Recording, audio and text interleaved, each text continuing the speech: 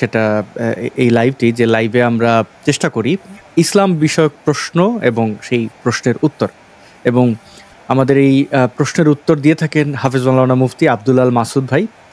আপনাকে স্বাগতম মাসুদ ভাই।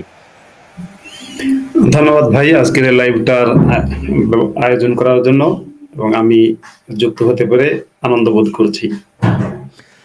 প্রিয় দর্শক বন্ধুগণ, আপনারা যারা দেখছেন কমেন্ট করে আমাদেরকে নিশ্চিত করবেন যে আমাদের উভয়ের শব্দ ঠিকঠাক মতো আপনাদের কাছে পৌঁছাচ্ছে, আমাদেরকে আপনারা দেখতে পাচ্ছেন, এবং প্রশ্ন আপনারা কমেন্টে করতে পারেন। আমি প্রথমে মাসুদ ভাইয়ের কাছে জানতে চাইব যে যদি একটু দেখাইও, বাংলাদেশের তাবলিগ জামায়াতের মধ্যে ব্যাপক সংঘর্ষ দুই পক্ষের মধ্যেই। তো আমরা যদি এটা একটু দেখি,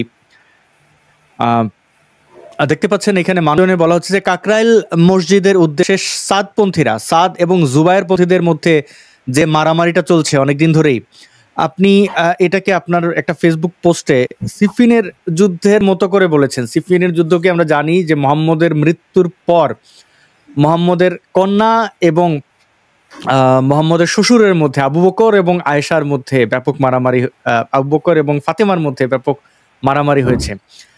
তো আপনি এই বিষয়টাকে কিভাবে দেখছেন? 2024 সালে এসেও তবলিগ জামায়াত যারা কিনা হাটে ঘাটে মাঠে ঘাটে বন্দরে দৌড়ে বেড়ান মানুষকে ইসলাম প্রচার, ইসলামের দাওয়াত দেওয়ার জন্য, তারা নিজেদের মধ্যে এখনো মারামারি শেষ করতে পারেনি, তাদের মধ্যেই শান্তি নেই, তারা আবার মানে শান্তির ধর্মের প্রচারণা কিভাবে করছে? আপনি এইটা যদি একটু বিস্তারিত বলে আমাদের শুরু করেন আর কি। এটা বলার আগে আমি একটু সিফিনের যুদ্ধের দিকে যেতে চাই, বা মুহাম্মদের পরপর কিছু যে যুদ্ধগুলো হয়েছে সে সম্পর্কে খুব সংক্ষেপে বলতে চাই। সংক্ষেপে বলবো এই জন্য যে দর্শকদেরকে বলবো যে পরবর্তীতে আপনারা একটু গুগল সার্চ করে দেখে নিন, বিস্তারিত জানতে হলে দেখে নিন। যেমনটা ভাই বলছিলেন আপনি যে মুহাম্মদের সাথে মানে মুহাম্মদের শ্বশুর আবু বকর, যে ইসলামের প্রথম খলিফা, তার সাথে ফাতেমার দ্বন্দ্ব ছিল। তারপরে হচ্ছে আয়েশার সাথে আলীর দ্বন্দ্ব ছিল। আয়েশা এবং আলী কিন্তু সম্পর্কে সৎ শাশুড়ি এবং হচ্ছে সৎ জামাই, আপন জামাই না, কারণ আয়েশা মুহাম্মদের স্ত্রী, শিশু বউ, আর ওদিকে ফাতেমা হচ্ছে মুহাম্মদের মেয়ে, আর আলী হচ্ছে মুহাম্মদের জামাই। সেই হিসেবে আয়েশা এবং আলীর সাথে এক ধরনের সৎ শাশুড়ি সুলভ সম্পর্ক এবং খুব খারাপ সম্পর্ক ছিল, আমরা জানি। এটাকে যদি বর্তমান সময়ের সাথে তুলনা করি তাহলে আমরা তুলনা দিতে পারি আসিফ নজরুলের সাথে আপনার শাওন এবং আসিফ নজরুল দুই পক্ষের, মানে একজন হচ্ছে ওই যে সেই জঙ্গে জামাল আয়েশার সাথে যেভাবে যুদ্ধ হয়েছিল আলীর, এক পক্ষের নেতৃত্বে আয়েশা, আরেক পক্ষের নেতৃত্বে আলী। এখন ঠিক সেরকমই ঘটনা, শিশু মেয়ে, অল্প বয়সী, মানে তার তুলনায় শিশু মেয়ে শিলাকে বিয়ে করেছে আসিফ নজরুল। বিয়ে করার পরে এবার সে দেখা যায় যে আসিফ নজরুলের যে সৎ শাশুড়ি, আপন শাশুড়ি না, কিন্তু সে, তার নাম হচ্ছে শাওন হচ্ছে আসিফ নজরুলের বিপক্ষে। তাদের কিন্তু যেহেতু এটা মুহাম্মদের যুগের এরকম বর্বর যুগ না, মুহাম্মদের যুগের মতো, যে কারণে হয়তো তাদের মধ্যে যুদ্ধ হচ্ছে না, কিন্তু এক ধরনের দূরত্ব রয়েছে। তো এই যে যুদ্ধগুলো, মানে মুসলমানদের সাথে মুসলমানদের যুদ্ধ, যখন সে কথিত ইসলামের বিজয় আসলো, ইদা জা নাসরুল্লাহি ওয়াল ফাতহ, যে প্রেক্ষিতে এই সূরাটা নাজিল হলো, কোরআনের সূরা আন-নাসর, যখন আল্লাহর সাহায্য আসবে এবং বিজয় আসবে, তো মুসলমানদের বিজয় হয়েছে বলা হয়। তখন বিজয়ের পরে সে মুসলিমরাই কিন্তু একে অপরের সাথে মারামারি করলো, এবং আবু বকরের সাথে ফাতেমার, ওমরের সাথে ফাতেমার, আলীর সাথে আবার ওসমান আবার আলীর সাথে মুয়াবিয়ার, এরকম বহু দ্বন্দ্ব। সবচেয়ে ভয়ঙ্কর যে যুদ্ধটা হয়েছিল মুহাম্মদের সাহাবীদের মধ্যে, সেটা হচ্ছে সিফিনের যুদ্ধ। সেটা 557 খ্রিস্টাব্দে হয়েছিল, আর আরবি হিজরি সন অনুযায়ী 37 হিজরিতে, মানে মুহাম্মদের হিজরত করার 37 বছরের মাথায়। সেই যুদ্ধে মুসলমানদের সাথে, মানে আলীর সাথে মুয়াবিয়ার যে যুদ্ধ হয়েছিল, সে মুসলমানের সাথে মুসলমানের যুদ্ধ হয়েছিল। সেই যুদ্ধে একটাও অমুসলিম ছিল বলে আমার জানা নাই, পুরোটাই মুসলিম, সবাই মুসলিম। এবং তার সেই মুসলিমদের মধ্যে বিরাট একটা অংশ হচ্ছে মুহাম্মদের সাহাবী। সেই সাহাবীদের সাথে যুদ্ধ, সেখানে মানুষ মারা গেছে 70,000। আপনি ভাবুন তো, একটা যুদ্ধে 70,000 মানুষ, তাও কিন্তু এই যুগে না, এই যুগে মানুষ অনেক বেশি। সেই যুগে, সেই দেশে, সেই আরব দেশে 70,000 মানুষের মৃত্যু কিন্তু চারটিখানি কথা নয়। আজকের সময় আমরা দেখতে পাই সাদপন্থীদের সাথে জুবায়ের পন্থীদের দ্বন্দ্ব। যদি আজকে বাংলাদেশে ইসলামী হুকুমত থাকতো, ধরুন যে সাদপন্থীরা ক্ষমতায় আছে কিংবা জুবাইরপন্থীরা ক্ষমতায় আছে, তাহলে কিন্তু ম্যাসাকার হয়ে যেত, তাহলে কিন্তু লক্ষ লক্ষ মানুষ মারা যেত, লক্ষ লক্ষ। কিন্তু যেহেতু আপনার রাষ্ট্র ক্ষমতায় আপনার ইসলাম মানে ইসলামী হুকুমত বাংলাদেশে নেই, এক। দ্বিতীয়ত যে সমস্ত উপদেষ্টারা বাংলাদেশের রাষ্ট্র ক্ষমতা এখন ক্ষমতায় আছে, তারা কিন্তু কেউ ইসলামী শরিয়া আইন অনুযায়ী দেশ চালাচ্ছে না। যদিও ইসলামের পক্ষে দুই চারটা মিষ্টি মিষ্টি কথা বলে, আলটিমেটলি কেউ কিন্তু ইসলামের পক্ষে কাজ করছে না। মানে ইসলামের পক্ষে কাজ করছে না বলতে একটা হচ্ছে শুধু উস্কানিমূলক বক্তব্য দেয়া, আর একটা হচ্ছে সোজা শরিয়া আইনটাকে ইমপ্লিমেন্ট করা, যে আজকে থেকে শরিয়া আইন অনুযায়ী চলবে, সেটা তারা করছে না। এই কারণে এবং নাস্তিকরা সমালোচনা করছে, এই বিভিন্ন কারণে হয়তো দেখা যায় তারা সম্মুখে, তারপর মারামারি হচ্ছে, কিন্তু মাঝে মাঝে মারামারি হয়, কিন্তু খুব বড় ধরনের একেবারে আলীর সাথে মুয়াবিয়ার যেরকম যুদ্ধ হয়েছে সেরকম হয়নি। এর আরেকটা কারণ হচ্ছে, দেখেন মোহাম্মদ যেমন বর্বর, মোহাম্মদের সাহাবীরা সেরকমই বর্বর ছিল, কিন্তু আজকের যুগের মুসলমানরা সে তুলনায় অনেক কম বর্বর, অনেক ভালো, গুড মুসলিম, মানে তারা অ্যাজ এ হিউম্যান বিং তারা অনেক ভালো, মোহাম্মদের চেয়েও ভালো, মোহাম্মদের সাহাবীদের চেয়েও ভালো। জি, ধন্যবাদ মাসুদ ভাই। এখন আমরা যদি তাবলিগের দিকে একটু বিস্তারিত জানার চেষ্টা করি যে এইটার ফলাফলটা কি আসলে, মানে তারা যে মারামারি করছে এবং এখানে কিন্তু অতীতে নিহতের ঘটনাও ঘটেছে, চুল ধরে টানাটানি ঘটনাও ঘটেছে, এরকম মারামারি চলবে? মানে তবলিগ জামাত আসলেই তারা একত্রিত হতে পারে না এবং এই মারামারিটা বজায় রাখে, তাদের কি লজ্জা শরম বলে কিছু নাই? মানে ধরেন কল্পনা করি আমরা, যদি ইসকনের দুই পক্ষ মারামারি করতেছে, এটা যদি হইতো, তাহলে মোমেন মুসলমানদের ঘরে ঘরে মিষ্টি বিলাই করে মাইক ভাড়া করে তারা হাসাহাসি করতো, যেন তাদের হাসি অন্য কেউ শোনে। বা ধরেন যদিও ইসকন কোনো মৌলবাদী, মানে ইসকন ধর্মীয় মৌলবাদী সংগঠন, কিন্তু তাদের মধ্যে হানাহানি বা সন্ত্রাসের কোনো ঘোষণা নাই তাদের ইয়ে থেকে। বা ধরেন অন্য কোনো ধর্মের, খ্রিস্টানদের ধরেন আপনি ক্যাথলিক চার্চের মধ্যে দুই পক্ষ এটা দখল করা নিয়ে মারামারি করতেছে সারা বাংলাদেশে, তখন কি করতো? তারা দেখাইতো যে দেখো ইসলাম কত শ্রেষ্ঠ ধর্ম, আর এরা হচ্ছে বিপদগামী, এরা ভুয়া ধর্ম, তাই নিজেদের মধ্যে মারামারি করে। তবলিগ জামাতের বেলায় এই একই কথা আসে না কেন মোমেনদের কাছ থেকে, বা তার এটা থামানোর বা চেষ্টা করে না কেন? আসলে মুমিন হওয়ার জন্য সবচেয়ে প্রথম যেটা বিসর্জন দিতে হয় সেটা হচ্ছে লজ্জা। দ্বিতীয় নম্বরে যেটা বিসর্জন দিতে হয় সেটা হচ্ছে মানে বিবেক বুদ্ধি, বুদ্ধি এবং বিবেচনা, আমরা বলতে পারি বিবেচনা এবং লজ্জা, এই দুটো যখন কেউ পরিপূর্ণভাবে বিসর্জন দিতে পারে তখন সে মুমিন হয়। এই সেম কথাটা অন্যান্য ধর্মের ধর্মান্ধদের ক্ষেত্রেও সত্য, কিন্তু মুসলমানদের ক্ষেত্রে ধর্মান্ধ হতে হয় না, বিশ্বাসী হলেই চলে। আমি একটা জিনিস আপনাকে বলি, অন্যান্য ধর্মের আমরা নিন্দা করি ধর্মান্ধদের, আর ইসলামের যারা অনুসারী তাদের ক্ষেত্রে ধর্মান্ধ বলতে আলাদা কিছু নেই। ইসলামের অনুসারী মানেই সে ধর্মান্ধ, কারণ ইসলাম মানেই হচ্ছে চরম লেভেলের সন্ত্রাসবাদ এবং ধর্মান্ধতা। এখন যদি আমরা কোনো মুসলিমকে দেখি শান্তিবাদী বা কোনো মুসলিম খুনোখুনি মারামারি করে না, তাহলে বুঝতে হবে সেই মুসলিমটা ইসলাম সম্পর্কে ভালো করে জানে না, সে হচ্ছে সরল মানুষ, বিশ্বাস করে। সেই মুসলিমের বিরুদ্ধে আমাদের কোনো ক্ষোভ নেই। হয়তো আমরা তাকে বলতে পারি আপনি কোরআনটা একটু পড়েন, পড়ার পরে দেখেন আপনার ধর্মটা কেমন, যাচাই করে দেখেন, অন্ধভাবে বিশ্বাস করবেন না, যাচাই করুন। কিন্তু এই যে ইসলামের যারা অনুসারী তাদের মধ্যে বাই ডিফল্ট একটা হিংস্রতা থাকে, এটা বাই ডিফল্ট।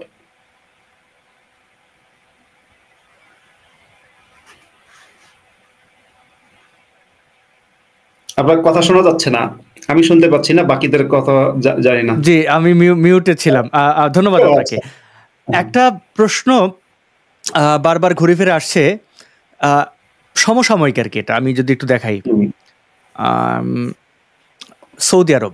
সৌদি আরবে কালবেলার এই খবরটি থেকে বলা হচ্ছে, সৌদিতে অর্ধনগ্ন পোশাকে ফ্যাশন শো, মঞ্চ কাঁপালেন জেনিফার লোপেজও।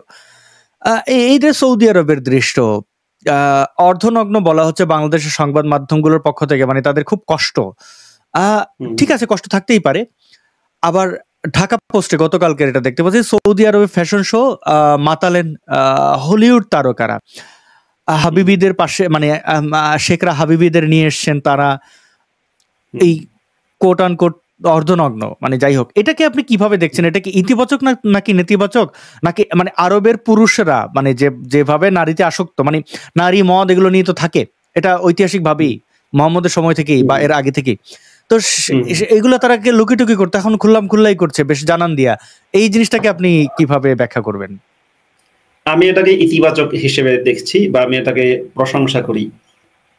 এখানে একটা বিষয় একটু উল্লেখ করার মতো, দেখবেন আগের বার যখন ডোনাল্ড ট্রাম্প ক্ষমতায় ছিলেন, ডোনাল্ড ট্রাম্প হচ্ছে আমেরিকার প্রেসিডেন্টদের মধ্যে অন্যতম যে সরাসরি ইসলামিক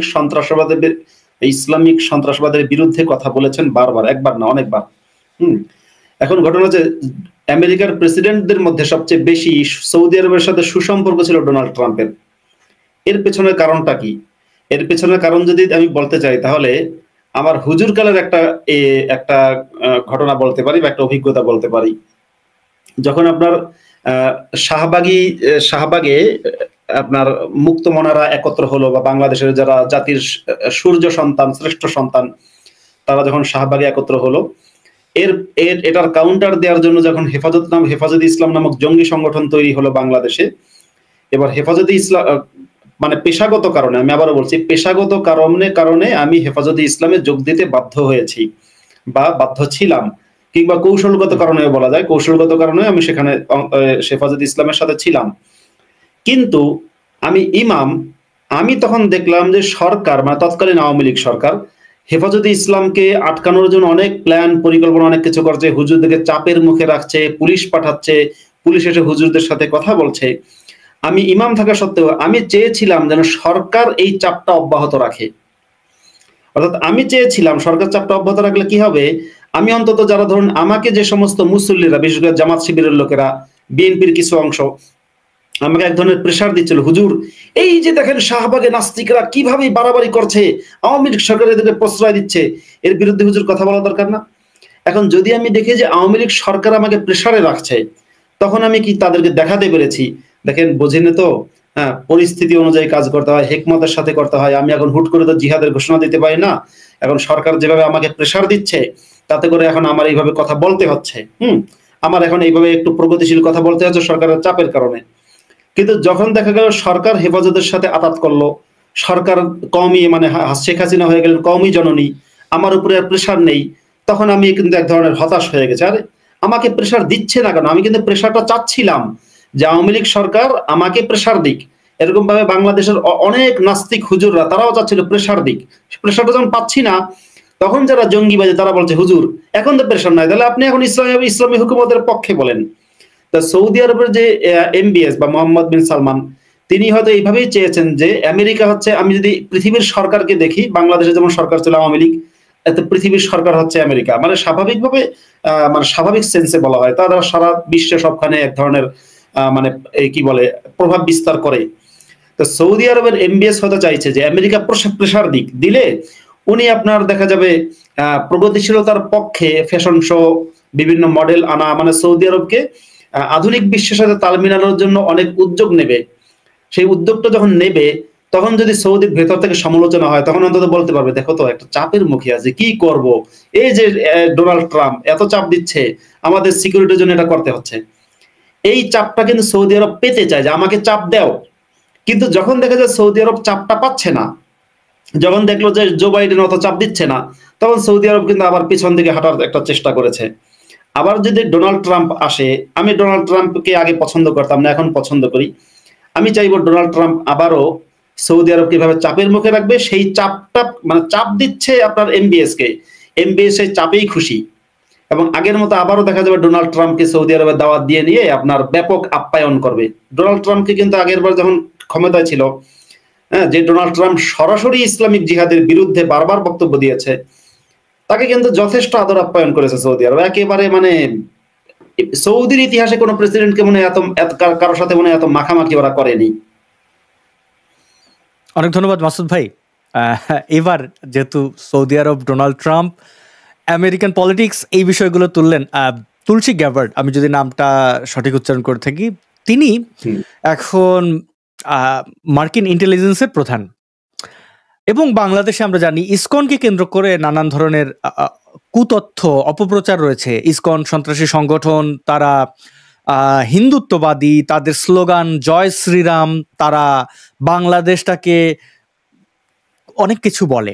এবং আমরা চট্টগ্রামে দেখলাম যে হাজারীগলিতে হিন্দু ধর্মের মানুষদের উপরে আক্রমণ চালানো হয়েছে, তাদের বেধড়ক পেটানো হয়েছে, তাদেরকে হুমকি ধমকি দেওয়ার মাধ্যমে তাদেরকে রাতের আধারে ধরে নিয়ে গিয়ে গ্রেপ্তার, গণগ্রেপ্তার এবং জেলে রাখা সহ নানাবিধ নির্যাতন চালিয়েছে মিলিটারি এবং পুলিশ এবং ধর্মান্ধ মুসলমান কর্তৃক। এই ঘটনা ঘটেছে। তারা এটা একটা মেসেজ দিতে চেয়েছে যে বাংলাদেশের হিন্দুরা যেন চুপচাপ থাকে, তারা নির্যাতিত হবে, নিপীড়িত হবে, কিন্তু কোনো উত্তর দিতে বা কোনো প্রশ্ন তুলতে পারবে না, কেন নির্যাতিত, কেন নিপীড়িত, কেন তাদের সাথে বৈষম্য করা হচ্ছে। এই মেসেজটা দেওয়ার জন্য তার এই উদ্দেশ্য। এবং কিছু মবন্নায়ক তথা সমন্বয়ক তো তারাও এই ব্যাপারটা নিয়ে খুব যে ভারত কিছু বলতে পারবে না, বাংলাদেশে হিন্দু নির্যাতন, সংখ্যালঘুতে আমরা দেখে রাখবো, এই সেই নানাবিধ কথাবার্তা।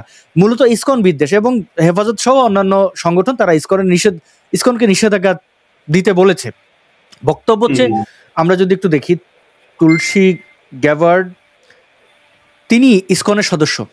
শুধু ইসকনের সদস্যই না, আমরা দেখি তার নাচ গানের ইয়েটা দেখি তো, চলেন।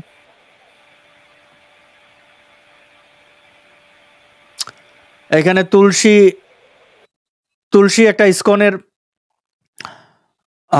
ইসকনের অনুষ্ঠানে আছেন, তিনি ইসকনের সদস্য, সেটা প্রকাশ্য এবং এটাতে কোনো রাগ ঢাক গোপনীয়তার কিচ্ছু নাই। আরেকটা ভিডিও আমরা দেখি। ওকে, তার বিয়ে, তুলসী গ্যাবার্ডের বিয়ে, এটা হিন্দু রীতিতে হয়েছে এবং ওকে, তিনি এখন ইন্টেলিজেন্স প্রধান এবং নরেন্দ্র মোদীর সাথে ওনার খুব সম্পর্ক দেখা যায়। এবার খুব সহজেই মানে আমি যে জিনিসটা বুঝতে চাই যে বাংলাদেশের যে মোমেন মুসলমানরা আছেন তাদের কি হবে? তারা যে ইসকন নিষেধাজ্ঞা, তারা যে এত কান্নাকাটি আমেরিকার কাছে, স্বয়ং বলা হয় ডক্টর মোহাম্মদ ইউনূসের সরকার আমেরিকার মদত পুষ্ট, আশীর্বাদ পুষ্ট সরকার। এখন তো পুরো খেলাটাই উল্টে গেল। আপনি তো সৌদি আরব নিয়ে ভাবতেছিলেন, আমি তো বাংলাদেশের মোমেন মুসলমান, হেফাজত চরমোনাই এবং জামাত ইসলামদের ভবিষ্যৎ নিয়ে ভাবছি যে তাদের কি হবে, কি মনে করেন? মোল্লা গোষ্ঠীতে, মানে মোল্লারা তো মানে ইন জেনারেল, আমি মোল্লাদের খারাপ বলছি না, মোল্লা মুলসি যারা আসলে ধর্মজীবী এবং যারা ঘৃণা বিদ্বেষকে পুঁজি করে তাদের ব্যবসা বাণিজ্য এবং তাদের জীবিকা নির্বাহ করে, তো তাদের এখন কি দৃষ্টিভঙ্গি হবে? তারা কি দেখেও না দেখার ভান যে না না না তুলসী ফুলসি কিছু না, ওই ইসকন বয়কট, এরকম আস্তে আস্তে মানে সুর কি নরম হয়ে যাবে কিনা, কি মনে করেন? আসলে আজকে আমি একটা পোস্ট দেখলাম, পোস্ট সম্ভবত গতকাল করেছে ইত্তিলাইদু। ইত্তিলাইদু পোস্ট আমি একটু পড়ি, খুব চমৎকার ছোট্ট পোস্ট। লিখেছে যে হামাস, আল কায়দা, আইসিস, মুজাহিদিন, Harkatul Jihad, Ansarullah Bangla team, Hizbut Tahrir, বিশ্বজুড়ে এত টপ লেভেলের ইসলামিক জঙ্গি সংগঠন থাকতে হিন্দুদের ইসকনের মতো একটি ছোটখাটো জঙ্গি সংগঠনের সদস্যকে আমেরিকার গোয়েন্দা সংস্থার প্রধান বানানো হয়েছে। আমরা এর তীব্র নিন্দা জ্ঞাপন করছি। যদি স্যাটায়ার পোস্ট, যে এত বড় বড় জঙ্গি সংগঠন ছোট জঙ্গি সংগঠনের একে বানানো হলো কেন? তো এই মুসলমানদের একটা সমস্যা হচ্ছে যে মুসলমানরা, মানে দেখবেন এরকম একটা গল্প শুনেছিলাম ছোটকালে, যে এক ব্যক্তির, গল্পটা ঠিক মনে নেই, অনেক আগের শুনেছিলাম, মানে এক ব্যক্তি কোত্থেকে যেন গন্ধ পাচ্ছে, এখন বলে খালি বলছে পায়খানার গন্ধ আসে। এখন আশপাশের সবাইকে বলছে আরে পায়খানার গন্ধ আছে, তুমি মনে হয় পায়খানা করেছো। এখন শেষে দেখা যায় কি ওর নিজেরই লুঙ্গির মধ্যে লেগে আছে, মানে ওর নিজের যে পোশাকে বা নিজের যে পিছনের অংশে পায়খানা লেগে আছে, সেই গন্ধটা সে পাচ্ছে, কিন্তু সে মনে করছে যে তার পেছনে না, অন্যদের পেছনে। তা ইসলাম নামক যে জঙ্গিবাদী সংগঠন, সারা মানে পৃথিবীর বৃহত্তম জঙ্গি সংগঠনের নাম হচ্ছে ইসলাম। কিন্তু আমি সাথে বলছি, এই জঙ্গি সংগঠনের সবাই জঙ্গি না। একটা জিনিস মাথায় রাখতে হবে, ধরুন আজকে কথার কথা, ফর এক্সাম্পল ভারতের ঝাড়খণ্ডে সহ বিভিন্ন রাজ্যে কিন্তু আপনার, বিশেষ করে ঝাড়খণ্ডে এই গোষ্ঠীর সবাই জঙ্গি না, আপনি বলতে চাইছেন? এই গোষ্ঠীর সবাই জঙ্গিরা। ধরুন ঝাড়খণ্ডে কিছু যে মাওবাদী বামপন্থী জঙ্গি সংগঠন আছে, হ্যাঁ, যারা কি যেন মানে মাওবাদী বলে, মাঝে মাঝেই তারা জঙ্গি হামলা করে, এখানে ওখানে ভারতের পুলিশকে মারে বা আর্মির উপরে হামলা করে।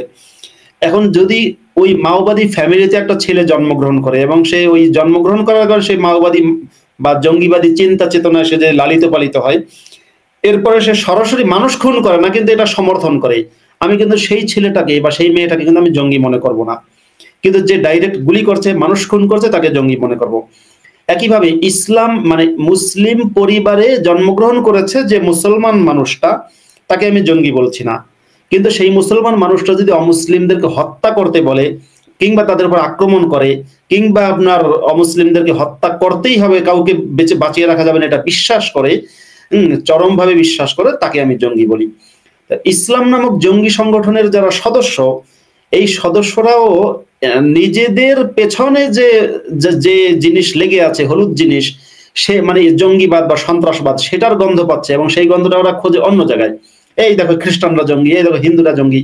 এখন হিন্দুদের মধ্যে কাকে জঙ্গি বলা যায়, এই কাকে জঙ্গি বলা যায় সেই জিনিসটা ভাবতে গিয়ে ওরা ভাবছে তাহলে ইসকনকে জঙ্গি বানাই।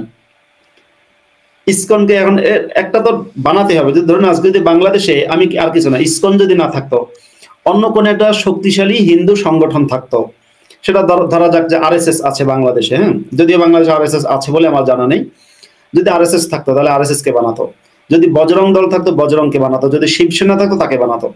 যেহেতু বাংলাদেশে হিন্দুদের আলাদা কোনো রাজনৈতিক দল নেই, ভারতে যেরকম মুসলমানদের অনেকগুলো রাজনৈতিক দল আছে, এবং জঙ্গিদের রাজনৈতিক দল আছে অনেকগুলো, এই যে ওয়াইসি, জঙ্গি ওয়াইসি, আসাদুদ্দিন ওয়াইসি, তার নিজস্ব রাজনৈতিক দল আছে। ভারতে সেরকম কোনো দল নেই।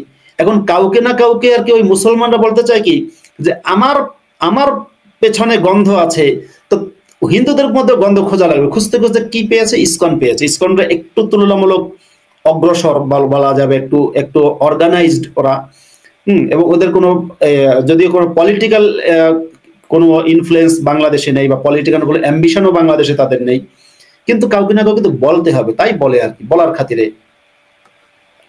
অনেক ধন্যবাদ মাসুদ ভাই। আমি একটা ভিডিও তুলসী গ্যাবার্ডের, আমরা এখন As a member of Congress, I introduced a resolution that as a member of Congress, I introduced a resolution that called আচ্ছা, আমরা স্ক্রিনের এটা মাঝখানে আনি, তাহলে আমাদের বুঝতে সুবিধা হবে। ওকে। As a member of Congress, I introduced a resolution that called for the protection of Hindus and religious minorities in Bangladesh. আচ্ছা, আমি একটু অনুবাদ করে দেওয়ার চেষ্টা করছি। তিনি বলছেন কংগ্রেসের একজন মেম্বার হিসেবে তিনি একটি রেজলিউশন আনতে চান যেটা নিরাপত্তা দেবে বাংলাদেশের ধর্মীয় সংখ্যালঘুদের। People who continue to be targeted and persecuted to this day. যারা মানে বাংলাদেশ থেকে নির্মিন করেছেন, যারা বিতাড়িত হচ্ছে, এই মানে এখন পর্যন্ত বিতাড়িত হয়েছেন। The height of this persecution actually began 50 years ago when the Pakistani army systematically murdered, raped and drove from their home. তিনি এখানে পাকিস্তানের সেই নির্যাতন নিপীড়নের সেই তুলে ধরেছেন 50 বছর আগে থেকে, millions of Bengali Hindus because of their religion and ethnicity. শুধুমাত্র ধর্মের কারণে তাদের বিতাড়িত হতে হয়েছে বাংলাদেশে হিন্দু সংখ্যাটাই আর কি। March 25th, 1971 was the beginning of a systematic March 1971 এটা শুরু এবং সিস্টেম্যাটিক টার্গেটের শিকার হয়েছেন বাংলাদেশের targeting of Hindus in Bangladesh by the Pakistani military. Pakistani মিলিটারিদের দ্বারা। আমার মনে হয় এটা অনুবাদ করার দরকার নেই, আমার দর্শক বন্ধু যারা আছেন তারা বুঝবেন, এটা খুবই সরল ভাষায় তিনি বলেছেন। যাকে মানে যে ইসকন নিয়ে বাংলাদেশের মোমিন মুসলমানদের এত অ্যালার্জি, সেই ইসকনের একজন সদস্য, যিনি কিনা আবার এখন মার্কিন ইন্টেলিজেন্স প্রধান, তার ডিরেকশনই চলবে, যত ধরনের গোয়েন্দা আছে, সিআইএ বলেন, আরো জানি কি কি আছে। Began in Hindu neighborhoods and villages, first at Jagannath Hall. জি মাসুদ ভাই কমেন্ট, হ্যাঁ জি, একজন কমেন্ট করেছিলেন যে আমার ঠান্ডা লেগেছে। আসলে আমার ঠান্ডা লাগেনি, আমি যেখানে থাকি এখন বা যেখানে আছি সেই জায়গাটাই ঠান্ডা, মানে এখানকার আবহাওয়া খুবই ঠান্ডা। হ্যাঁ, অথচ দেখেন আমি সৌদি আরবে, আচ্ছা আমার গরম লাগতেছে। অলরাইট, আমরা একটু শুনি নেই 4 মিনিটের ভিডিও, এটা শোনাটা দরকার, কারণ বিশেষ করে মোমেন মুসলমানরা প্রিপারেশন নেওয়ার জন্য। এটা আসলে আমরা অনেকেই মনে করেন যে মোমেন মুসলমানদের শত্রু, আসলে শত্রু না, তাদের মূর্খামি নিয়ে হাসাহাসি করারও কিছু নাই। আমি তুলে ধরি যেন তারা সচেতন হয়, তারা যেন সঠিকভাবে নিজেকে পরিচালিত করতে পারেন। ভুলভাল কথাবার্তা বলে এই হামাসের সন্ত্রাসীদের মতো এরা যদি মাইর খায়, তাহলে তো এটা আমাদের জন্যই দুঃখ। এরা তো দিন শেষে আমাদেরই ভাই ব্রাদার, আমাদেরই আত্মীয় স্বজন, আমাদেরই এলাকার বা আমাদেরই দেশের মানুষ। তো আমার মনে হয় তারাও এই ভিডিওটা ভালো করে দেখবে। Which was a Hindu dormitory in Dhaka University, where 5,000 to 10,000 people were killed on that first night alone. This genocidal campaign continued for 10 months, resulting in 2 to 3 million people killed, hundreds of thousands of women and girls raped, and more than 10 million forced to flee their homes. U.S. Senator Ted Kennedy went to visit the Bangladeshi refugees at that time and said, quote, "Nothing is more clear or more easily documented than the systematic campaign of terror and its genocidal consequences launched by the Pakistan Army on the night of March 25th. Hardest hit have been members of the Hindu community who have been robbed of their lands and shops, systematically slaughtered, and in some places painted with yellow patches marked H." End of quote. Now, the Islamist, not to be confused with Islam, the Islamist persecution of Hindus and other religious minorities in Bangladesh didn't end with Bangladesh's independence. That campaign continues to this day with horrific targeted attacks, murders, homes being burned down, and families who continue to be forced to flee. In the early 1900s, Hindus made up roughly 33% of the Bangladesh population. Because of this persistent Islamist campaign targeting Hindus, just 8% of Bangladesh's population are Hindus today. Just a few days ago, in Bangladesh, hundreds of hardline Islamist extremists attacked Hindu temples, destroyed a train, set fire to government buildings, the press club, and public buses, leaving dead and injured behind. Unfortunately, the Islamists' campaign of terror against Hindus, other religious minorities, secularists, atheists, and others in Bangladesh is not unique. It's been going on for centuries. Prior to U.S. regime change wars in Iraq, Libya, and Syria, which either toppled or weakened secular authoritarian leaders who protected religious minorities from Islamist jihadists, there were 1.5 million Christians in Iraq and 2.2 million in Syria. Now there are an estimated 200,000 to 300,000 Christians in Iraq and 450,000 in Syria. Afghanistan was a very multi-religious country which included Hindus, Buddhists, Zoroastrians, and more prior to the Islamist takeover. Today, it is estimated there are around 1,000 Hindus who remain. Religious minorities make up less than 1% of Afghanistan's population. Until the leaders of the United States and the world condemn and commit to defeating the Islamist exclusivist ideology, an ideology which holds that all non-Muslims and many so-called quote-unquote heretical Muslims need to be wiped from the face of the earth, enslaved, or at the very least kept as second-class citizens without the right to own land, worship openly, etc., like in Pakistan, the jihadist campaign of terror will continue throughout the world. Masud ভাই শুনলেন তুলসী গ্যাভিটের বক্তব্য। এবার আপনার কি মনে হয় যে বাংলাদেশের প্রেক্ষাপটে কি প্রভাব পড়তে পারে এই ধর্মান্ধ মোমেন মুসলমানদের যে চিৎকার চেঁচামেচি এবং তাদের যে গুজব ছড়ানোর পার্শ্ব প্রতিক্রিয়া হিসাবে কি দেখেন? কি মনে হয় আপনার? আপনি তো দীর্ঘদিন এই গোষ্ঠীর নেতৃত্বে বা আপনি তাদের একদম মধ্যমণি হয়েছিলেন। আপনার কি মনে হয় অতীতের অভিজ্ঞতা থেকে? প্রথমত তুলসী গ্যাভিট যে বক্তব্যটা দিয়েছেন এটা আমি আগেও দেখেছি, আগেও শুনেছি ওনার কথা, আজকে আবারও শুনলাম। এজন্য ওনাকে ধন্যবাদ দিতে হয়, কারণ যে কয়টা কথা বলেছে এই কথাগুলো কিন্তু 100% সত্য কথা। বাংলাদেশ সম্পর্কে আমেরিকার একজন সিনেটর যে এত ভালো করে জানতে পারে এটা আমি জেনে কিন্তু অবাক হয়েছি যখন ওনার বক্তব্যটা প্রথম দেখেছিলাম। ইউজুয়ালি আমেরিকানরা বা মানে ইউরোপীয়রা অনেক সময় কি করে, বাংলাদেশের মতো দেশ সম্পর্কে অত ভালো খোঁজ রাখে না, মনে করে যে ঠিক আছে, তারা বড় বড় দেশগুলো সম্পর্কে খোঁজ রাখে, কিন্তু উনি এত খোঁজ রেখেছেন, এটা ভালো। এরকম একটা বক্তব্য দিয়েছেন, সেজন্য ধন্যবাদ দিই। তো এই ব্যক্তি যখন আপনার আমেরিকার ইন্টেলিজেন্সের চিফ হিসেবে দায়িত্ব পাচ্ছেন, সেক্ষেত্রে ইসলামিক জঙ্গিদের কিন্তু খবর আছে, কিন্তু ইসলামিক জঙ্গিরা হয়তো কৌশল বদল করবে এবং তারা কৌশল বদল করবে কি ঠিক, এবং এই কৌশলটা কিন্তু নতুন না, মুহাম্মদের সময় একই কৌশল ছিল। মোহাম্মদ যখন আপনার ইহুদিদের বিরুদ্ধে গণহত্যা পরিচালনা করেছিল মদিনায় থাকতে, সেই সময় কিন্তু মোহাম্মদ খ্রিস্টানদেরকে একটু একটু প্রশংসা করে আয়াত নাজিল করেছিল। কিন্তু যখন ইহুদিদেরকে পুরা মোটামুটি ওয়াইপ আউট করে দিল, সেই সময় কিন্তু মোহাম্মদ খ্রিস্টানদের বিরুদ্ধেও কিন্তু আপনার ঘৃণা ছড়িয়েছেন এবং শেষে বলেছেন যে ইহুদি খ্রিস্টান সবাইকে মদিনা থেকে তাড়িয়ে দাও, বা আরব ভূখণ্ড থেকে, জাজিরাতুল আরব থেকে তাড়িয়ে দাও। হ্যাঁ, তো ইসলামিস্টরা এই সেম কৌশল করেছে পাকিস্তানে যারা প্রথমে কিন্তু তারা খ্রিস্টানদেরকে টার্গেট কম করেছে, প্রথমে করেছে হিন্দুদেরকে। তো আমেরিকানরা ভেবেছে ঠিকই আছে, হিন্দুদেরকে মারছে, আমাদের কি, খ্রিস্টান তো মারছে না। কিন্তু সেই আজকে বর্তমান পাকিস্তানে খ্রিস্টানরাই সবচেয়ে বেশি নির্যাতিত, হিন্দুরা খ্রিস্টানরা উভয় পক্ষই।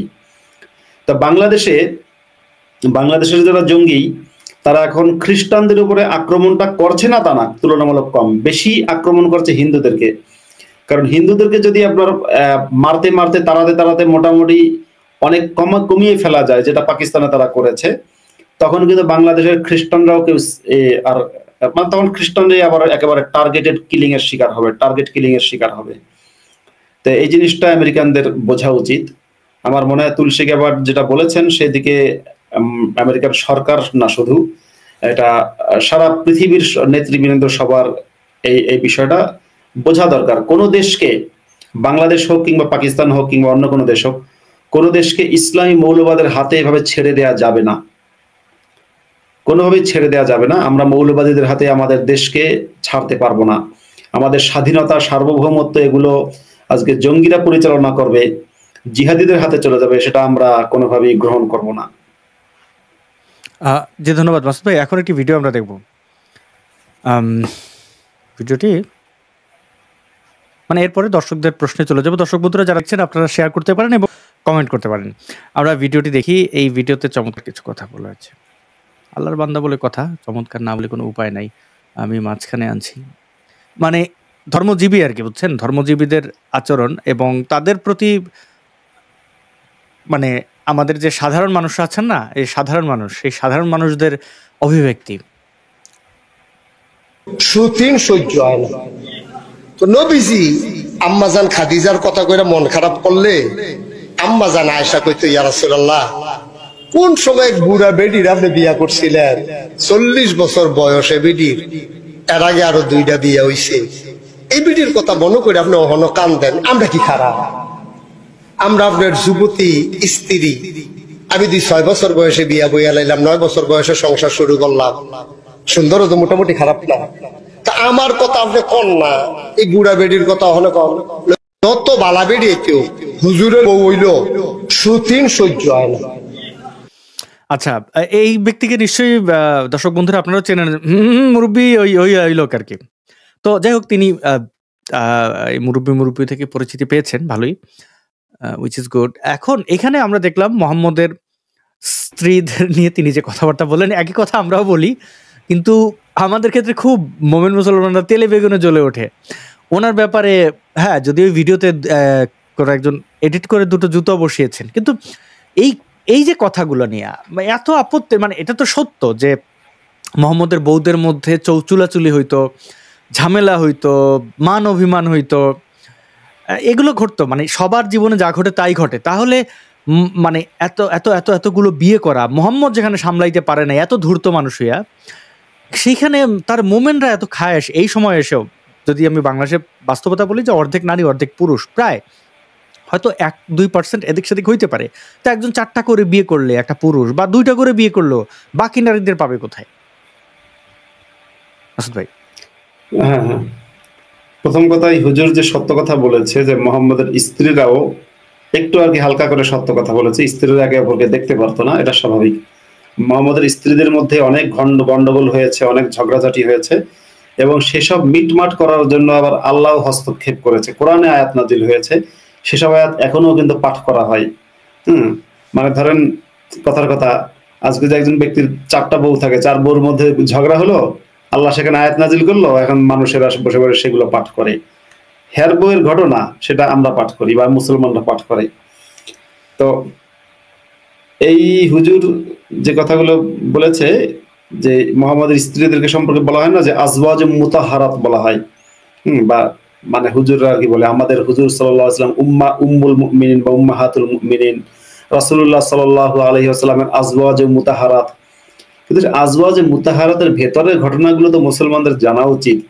তারা যে মনে করে নবীর স্ত্রীরা এত ভালো এত ভালো এত ভালো, কোনো হিংসা ছিল না তাদের মধ্যে, চরম হিংসা ছিল অন্য মুসলমানদের চেয়ে বেশি।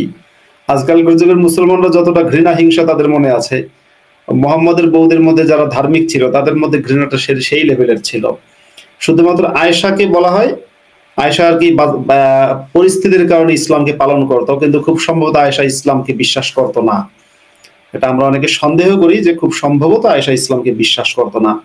ঠিক যে কারণে আমি বাংলাদেশে অনেক হুজুরকে আমি সন্দেহ করি সে হুজুর মুসলমান না। কিন্তু আমি যে হুজুরদেরকে মুসলমান মনে করি সেই হুজুরদের সাথে অন্য হুজুরদের মিল যখন পাই না তখন সন্দেহ কিন্তু হবে। যেমন ধরুন জসিমউদ্দিন রহমানীকে আমি মুসলমান মনে করি, সে বিশ্বাসী মুসলমান। আলী হাসান উসামা, সে বিশ্বাসী মুসলমান। শায়েখ আব্দুর রহমান বাংলা ভাই, হ্যাঁ, তারপরে মুফতি আব্দুল হান্নান, এরা সবাই বিশ্বাসী মুসলমান। ঠিক সেরকম ভাবে Osama bin Laden, Abu Bakr al Baghdadi, এদেরকেও আমি বিশ্বাসী মুসলমান মনে করি। মাসুদ আজহার, হাফিজ সাইদ, এদেরকেও আমি বিশ্বাসী মুসলমান মনে করি। কিন্তু যে মুসলমান ভাত খাওয়ার পরে মিষ্টি খাওয়া সুন্নাত, এজন্য মিষ্টি খাই, এই মিষ্টি খাওয়া মুসলমানরা ঠিক বিশ্বাস করে কিনা আমি জানি না। মুহাম্মদকে বিশ্বাস করলে তো মুহাম্মদকে হুবহু অনুসরণ করতে হবে। ধন্যবাদ মাসুদ ভাই। সিলেটি ভাষায় একটা আছে, ফুরুগুরে মায়া করলে মাজলা গুয়ে কান্দে, মানে ছোটটাকে আদর করলে মেজরায় কান্দে। মুহাম্মদের অবস্থা ছিল তাই। এখন 1400 বছর পরে এসো তার অনুসারীরা সেসব বিষয় নিয়ে। আচ্ছা, এবার আমাকে মেসেজে একজন প্রশ্ন করেছিলেন, আমি সেই প্রশ্নটা পড়ছি। তিনি এভাবে বলছেন, আসাদ ভাই নেক্সট শুক্রবার যখন মাসুদ ভাইয়ের সাথে লাইভ করবেন তখন আমার একটা প্রশ্ন ছিল, এটা যদি একটু নোট করে রাখতেন। তিনি বলেছেন যে মুসলিমরা বেশিরভাগ সময় একটা বিষয়ে দাম্ভিকতা করে যে কোরআন সত্য এবং এর প্রমাণ দেখায় যে কোরআনের আয়াত দিয়ে জিন ছাড়ায়, মানে কোরআনের আয়াত দ্বারা জিন ছাড়ানো হয়। তো এরপরে প্রশ্ন,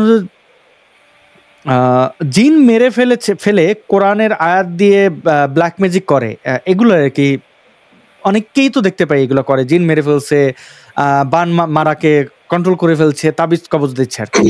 প্রশ্নটা হলো, কোরআন এত আয়াতের সাথে জিন, আচ্ছা কোরআনের এত আয়াতের সাথে জিন টিন ব্ল্যাক ম্যাজিকের সম্পর্কটা আসলে কি?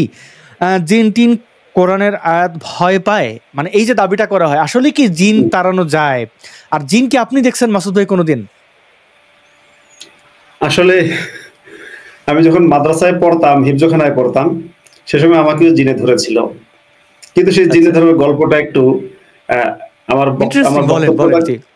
ইন্টারেস্টিং গল্প। পুরো যারা আমার ভিডিও যদি কেটে আপলোড করার অনুমতি আমি কাউকে দেইনি, কেউ উল্টাপাল্টা করবেন না, যে ছোট্ট একটু অংশ দিবেন। কাটুক আমাকেও, হ্যাঁ, তাও আপনাকে জিনে ধরেছিল, ফাইন, হ্যাঁ শুনি। সেই জিনে ধরার গল্পটা হচ্ছে এই, আমি মাদ্রাসায় পড়তে চাই না, আমি হিফজখানায় বা মাদ্রাসার যে নির্যাতন, আমি পড়তে চাইনি, বারবার মাদ্রাসা থেকে পালিয়েছি, কিন্তু কোনোভাবে যখন কিছু হচ্ছে না তখন আমি জিনে ধরার ভাব করলাম, মানে পাগল ভাব করলাম। উদ্দেশ্য হচ্ছে যে মাদ্রাসায় না গিয়ে কিছুটা সময় বাসায় থাকবো, মার কাছে থাকবো, এরকম। তো এই যে পাগল ভাব করলে শেষে হুজুররা বললো জিনে ধরছে। আমার বাবাকে খবর দিল, তখন তার টেলিফোন মোবাইল ছিল না, এক ছাত্র পাঠিয়ে খবর দিল। আমার আব্বা যে মসজিদের ইমাম ছিলেন, তার থেকে মানে মোটামুটি 15 মিনিট হাঁটলে হচ্ছে আমার মাদ্রাসা ছিল, 15 থেকে 20 মিনিট হাঁটলে আমার মাদ্রাসা। তো সে মাদ্রাসায় যাওয়ার পরে আব্বা আমাকে বাসায় নিয়ে গেলেন, দিকে জিন ছুটানো যায় কেমনে সেসব কিছু, কিন্তু আব্বা কেমনে যেটা বুঝে ফেলেছে, এটা আসলে মানে আমার বাটপারি, মানে আমি আসলে জিন আমাকে ধরেনি, বুঝে ফেলে যাই হোক আমার সাথে 1 দিন 2 দিন বাসায় রেখেছে। বাসায় রাখার পরে আবার বলেছে কোনো জিন টিন না, সব ভণ্ডামি, মাদ্রাসায় যাও। মাদ্রাসায় গেলাম। তো আসলে কোনো মানুষকে জিনে ধরে কিনা? জিনে ধরে না, এগুলো হচ্ছে আপনার মানসিক রোগ। আমি একজন ব্যক্তির প্রতি আমার ইসলাম ত্যাগের ক্ষেত্রে, যিনি আমাকে বা ইসলাম ত্যাগের ক্ষেত্রে যে ধরনের বিদ্যা বুদ্ধি দরকার, সেই বিদ্যা বুদ্ধি আমি একজন ব্যক্তির কাছ থেকে পেয়েছিলাম, সেটার নামটা আজকে বলতেই হয়। হ্যাঁ, অনেকের কাছ থেকে পেয়েছি নিঃসন্দেহ, অনেকের কাছ থেকে এমন মানে সত্যকে জেনেছি। তো একজনের নাম বলতে হয় বাংলাদেশের বিশিষ্ট মনোবিজ্ঞানী ডাক্তার A.H. মোহাম্মদ ফিরোজ। তার সম্পাদিত একটা পত্রিকা ছিল, মাসিক পত্রিকা, তার নাম হচ্ছে মনোজগৎ। আমি একসময় সেই মনোজগৎ পত্রিকার নিয়মিত পাঠক ছিলাম, প্রতি মাসেই কিনতাম, এবং তার পুরোনো সংখ্যাগুলো এখনো আমার কাছে আছে। বাংলাদেশে আমার নিজস্ব লাইব্রেরি যেটা ছিল সেখানে ছিল এবং এখন আছে। তো সেই মনোজগতে উনি লিখতেন যে জিনে ধরাটা কিভাবে মানসিক রোগ, জিনে ধরা মানসিক রোগ কেন, সেটা উনি খুব সুন্দর করে ব্যাখ্যা দিয়েছেন। যদি কারো সম্ভব হয় মনোজগৎ পত্রিকার জিনে ধরার সংখ্যাগুলো, অনেকগুলো সংখ্যা দিয়ে জিনে ধরা নিয়ে আছে, পড়বেন। তো আসলে কিন্তু জিন কাউকে ধরে না। আচ্ছা ধরেন তো, যদি ধরলাম জিন মানুষকে ধরে, তাহলে আপনাকে ধরে না কেন, আমাকে কেন ধরে না, কোন নাস্তিকরে কেন জিন ধরে না, কেন বিশ্বাসী মুসলমানদেরকে ধরে? তার মানে হচ্ছে, মানে জিন কি নাস্তিকদের সাথে পারে না, নাস্তিকদেরকে ভয় পায় তাই, মুসলমানদেরকে তারা ভয় পায় না, ব্যাপারটা সেরকম? নাকি নাস্তিকরা আয়াতুল কুরসি পরে ফু দিলে জিন চলে যায়? বোঝেন, জিন ছাড়ানোর দোয়া কিন্তু কোরআনে অনেক আছে, যেমন আয়াতুল কুরসি পড়লে জিনে ধরে না, 5 ওয়াক্ত নামাজ যে পড়বে আলাদা কি আয়াত লাগে কোরআনে? দুঃখিত ইন্টারাপ্ট করার জন্য, আলাদা কি আয়াতের দরকার আছে? কোরআনে যে পরিমাণ গালাগালি, এই গালাগালি তো জিন কেন, যে কেউ দৌড়ে দৌড়ে পালায় যাবে যদি সে বোঝে। এটা ভালো বলেছেন। হ্যাঁ, তাহলে আমরা ধরেন, আমি যখন জিনে বিশ্বাস করতাম, একটা মজার জিনিস, আমি যখন মাদ্রাসায় পড়তাম জিনে বিশ্বাস করতাম, সে সময় আমি করতাম কি, জিন থেকে বাঁচার জন্য সকালবেলা আয়াতুল কুরসি পড়তাম, সন্ধ্যাবেলা আয়াতুল কুরসি পড়তাম, দিনে 2 বার আয়াতুল কুরসি পড়তাম। কেননা এই আয়াতুল কুরসি যদি সকালে কেউ পড়ে, সন্ধ্যা পর্যন্ত সে জিন থেকে হেফাজতে থাকবে, জিন তাকে ধরবে না, এরকম ভাবে আমি এই করতাম, মানে বিশ্বাস করতাম। তো এখন তো ভাই আয়াতুল কুরসি আমি পড়ি না, এখন আমাকে জিনে ধরে না কেন? ঘটনা হচ্ছে, যিনি প্রশ্ন করেছেন তাকে একটু বলতে চাই, জিন বলতে কিছু নাই। যদি কাউকে জিনে ধরে, আমিও জিন ছুটিয়েছি। আপনি মজার বিষয় বলি, আমি মানুষের জিন তাড়িয়েছি। আমি হুজুর ছিলাম, ইসলামে আমার বিশ্বাস নেই। আমি যখন হুজুর ছিলাম এবং যে সময় আমার ইসলামে বিশ্বাস ছিল না, সেই সময় আমি মানুষের বাসা থেকে গিয়ে জিন তাড়িয়েছি। আমার মসজিদের এক মুসল্লি ছিল মাহবুব ভাই, মাহবুব ভাইদের বাড়িতে নাকি জিনে খেলে ঢিল মারে। মাহবুব ভাই বিশ্বাস করে, ইসলামে খুব বিশ্বাস। আমাকে নিয়ে গেছে, আমি বালু পোড়া দিয়ে, তারপর বাড়ির চারিপাশে বালু দিয়ে বন্ধন দিয়ে জিন তাড়িয়েছি। কেন করেছি ভাই? পয়সার জন্য। আপনারা যারা মুসলমান তারা বলবেন হুজুর জিন আছে, বিশ্বাস করতে হবে, হুজুর জিন ছুটাই দেন। আমি হুজুর, আমি নাস্তিক হই আস্তিক হই ভাই, আমার পয়সা দরকার, আমি করেছি। আমি নিজে নিজে হাসতাম, কি করছি আমি, মাঝে মাঝে মনে হতো আমি অন্যায় কাজ করছি, যে আমি যেটা বিশ্বাস করি না সেটা আমি করছি। কিন্তু এই সমস্ত সত্য আজকে বলতে আমার কোনো দ্বিধা নেই।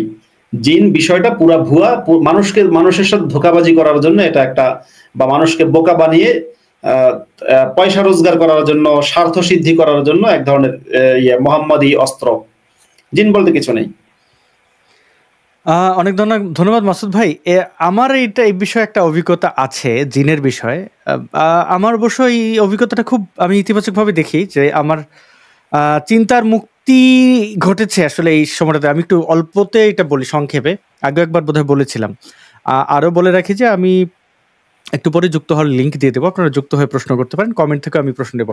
আমি তখন ক্লাস 4-5-এ পড়ি, কোনো একটা ভুল বোধহয় করেছিলাম, বোধহয় মাদ্রাসায় না গিয়ে কোনোদিন হয়তো ক্রিকেট খেলতে বা কিছু একটা করেছিলাম, যে এখন ওই দিন সন্ধ্যাবেলার বাড়ি ফিরলে খবর আছে, মায়ের খাওয়ার সম্ভাবনা আছে। তখন আমি বাসার পাশে, আমি তখন সিলেটের একটা জায়গায়, তো বাসার পাশেই বাঁশঝাড়, ওইখানে লুকিয়েছিলাম আর কি, কাছাকাছি আসবো কি আসবো না, ঘরে ঢুকবো কি ঢুকবো না, এইসব ভাবছিলাম। মশা কামড়াচ্ছিল, অনেকক্ষণ মশা কামড়াচ্ছে, ভাল লাগছে না। তারপরে চিন্তা করলাম, বাঁশঝাড় মানে হাওয়া বইছিল, বাতাস বইছিল, আর সিলেটের ওই জায়গাগুলো খুব পাহাড়ি অঞ্চল। তো আমি যেখানে ছিলাম বিয়ানীবাজারের একটা জায়গায়, পাহাড়ি অঞ্চল, নির্জন, ঘনবসতি না একদমই। তো অনেকক্ষণ মশার কামড় খেয়ে আর ভাল লাগছে না, তারপরে চিৎকার করে একটা দৌড় দিয়ে ঘরে ঢুকে গেলাম। ঘরে ঢুকে অজ্ঞানের, মানে আমি তখন দেখলাম যে জিনের ধরেছে, এমন একটা ভাব ধরলে এইবার বাঁচতে পারি। তার যথারীতি থানার মসজিদের ইমাম, তিনি খুব ফেমাস, তো তাকে নিয়ে আসা হলো। তিনি খুব বড় ইমাম, 50-60 বছর ধরে জিন তাড়ানোর তার বেশ সুনাম আছে। আসার পর দেখলাম উনি আমার সাথে কথা বলছেন, মানে জিনের সাথে কথা বলছেন। আমি তো জানি জিনে আমাকে ধরে নেই, আমি তো বাঁচার জন্য এটা করছি।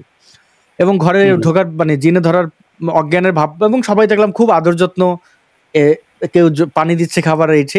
মোল্লা এসে ভালো কিছু টাকা নিলেন বাবার কাছ থেকে, এবং জিনের সাথে কথাবার্তা বললেন, যে কবে যাব কি এগুলো বললেন। আমি কনভারসেশন করলাম। তারপরে তিনি আবার 1 সপ্তাহ পর আবার কিছু টাকা নিলেন, তাবিজ দিলেন, এবং তাবিজের গুণ কেরামতি সবই বোঝা গেল। আর স্বাভাবিক 1 সপ্তাহের মধ্যে আমি, মানে জিন টিন আর কেউ কথা বলে না, অভিনয় করতে, তখন তো ছোট মানুষ, এত তো আর ভাল লাগে না। মাদ্রাসার তো এমনিতেই খুব প্রচণ্ড নির্যাতন হইতো, আমি ওই কারণেই মাদ্রাসা পালাইতাম।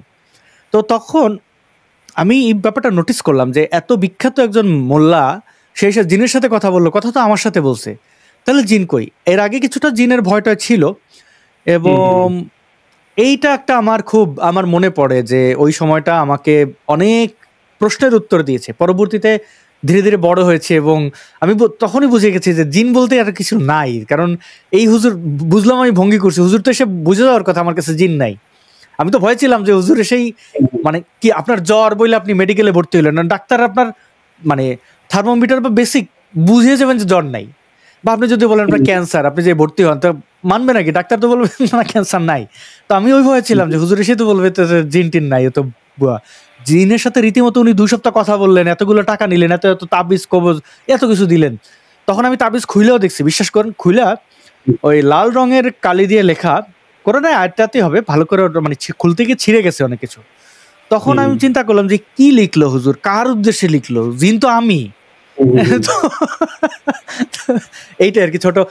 যাই হোক, আমি ডেসক্রিপশনে লিঙ্ক দিয়ে দিয়েছি, যারা যুক্ত হয়ে প্রশ্ন করতে চান তাদেরকে অনুরোধ, মানে ইতিমধ্যে একজন যুক্ত হয়েছেন, ক্লিওপেট্রা, আপনি আপনার প্রশ্ন আমাদেরকে রাখতে পারেন। ক্লিওপেট্রা, আপনি যদি মিউট করে থাকেন তাহলে আনমিউট করতে হবে, আনমিউট করে প্রশ্ন করতে হবে।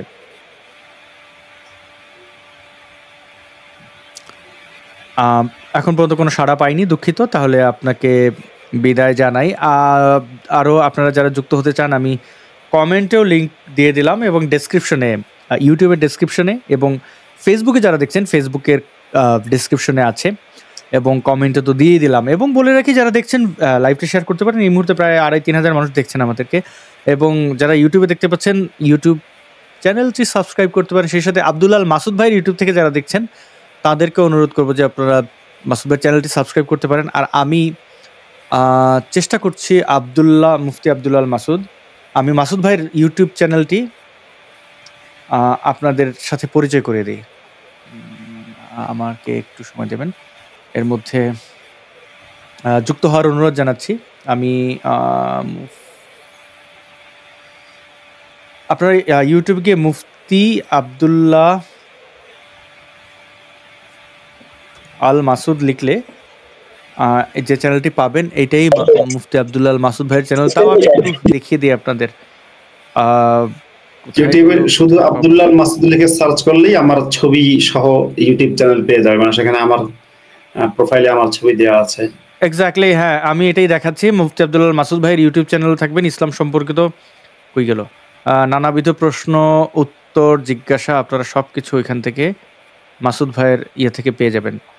এটা হচ্ছে মুফতি মাসুদ ভাইয়ের ইউটিউব চ্যানেল। আপনারা এই ইউটিউব চ্যানেলটিকে ফলো করতে পারেন, সাবস্ক্রাইব করা আর কি। সাবস্ক্রাইব করলে মাসুদ ভাইয়ের এখান থেকে ওই যেটা বললাম ইসলাম বিষয় বা মাসুদ ভাইয়ের বিভিন্ন বিষয়ে আলোচনা আপনারা এখান থেকে পাবেন। এই যে 2 সপ্তাহ আগে এই মাসুদ ভাই বিভিন্ন ধরনের ভিডিও করে থাকেন, এবং সাবস্ক্রাইব করে পাশে থাকবেন। সেই সাথে ফেসবুকে যারা দেখছেন তারাও পাশে থাকবেন, এই অনুরোধ জানাচ্ছি। আমরা অনেক দর্শককে যুক্ত হতে দেখছি, আমরা তাহলে প্রশ্ন নেই। আচ্ছা, একটা প্রশ্ন কয়েকবারই করছে, আমি একটু উত্তর দিই। প্রশ্ন করেছে যে আল তাকিয়া কি? আল তাকিয়া হচ্ছে ইসলামের একটা তাকিয়া, মানে হচ্ছে লুকিয়ে ফেলা বা ভয়ের কারণে কোনো কিছু লুকিয়ে ফেলা। এ সম্পর্কে কোরআনে আয়াত আছে, ইল্লা আন তাত্তাকু মিনহুম তুকাহ, মানে লা ইয়াত্তাখিযুল মুমিনুনাল কাফিরিনা আউলিয়া মিন দুনিল মুমিনিন। মুমিনরা যেন মুমিনদেরকে বাদ দিয়ে কাফিরদেরকে বন্ধু না বানায়। যে ব্যক্তি এটা করবে তার সাথে আল্লাহর কোনো সম্পর্ক নেই। ফালাইসা মিনাল্লাহি ফি শাইইন, কোনো সম্পর্ক নেই আল্লাহর সাথে। তবে যদি তাদের কাছ থেকে তোমরা অনিষ্টর ভয় পাও, তখন তাদের সাথে উপরে উপরে সম্পর্ক করা যেতে পারে। তো এটাকে আর কি তাকিয়া বলা হয়, এক ধরনের মানে উপরে উপরে মিষ্টি মিষ্টি, তলে তলে হচ্ছে ঝাল ঝাল। তো মুসলিমরা যে দেশগুলোতে আপনার সংখ্যালঘু বা যেখানে সংখ্যায় কম, তারা সেখানে এক ধরনের তাকিয়া করে, যেখানে সংখ্যায় বেশি তারা সেখানে আরেক ধরনের তাকিয়া করে। কিন্তু আলটিমেট উদ্দেশ্য হচ্ছে ইসলামকে প্রতিষ্ঠিত করা এবং মানবাধিকারকে হরণ করা। এই যে কৌশলটা দেখবেন কোন মুসলিম জামাত ইসলাম নাস্তিক শাখা খুলেছে, এটাও তাকিয়ার অংশ। অর্থাৎ অমুসলিমদেরকে মুখে মুখে মিষ্টি কথা বলা যে আসো তুমি তো আমার ভাই, কিন্তু তলে তলে তাকে ইসলামে কনভার্ট করার চেষ্টা করা, এবং যদি কনভার্ট না হয় তাহলে তাকে মেরে ফেলা কিংবা তাকে ক্ষতি করার চেষ্টা করা, চাপ প্রয়োগ করা, এই পুরো সিস্টেমটাকে বলে তাকিয়া।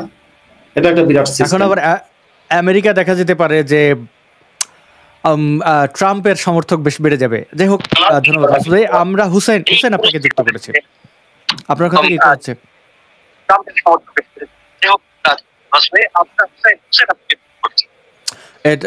আমি হুসাইন মীর, আপনি যদি প্রশ্ন রাখেন।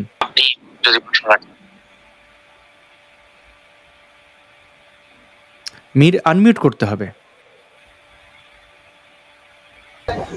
এটা খুবই বিরক্তিকর যদি কেউ যুক্ত হয়ে না বলেন। রাকিব, আপনার একটু আগে ভিডিওতে দেখছিলাম, রাকিব আপনি প্রশ্ন রাখতে পারেন। রাকিব চলে গেছেন। লাল মিয়া, আপনি প্রশ্ন রাখতে পারেন।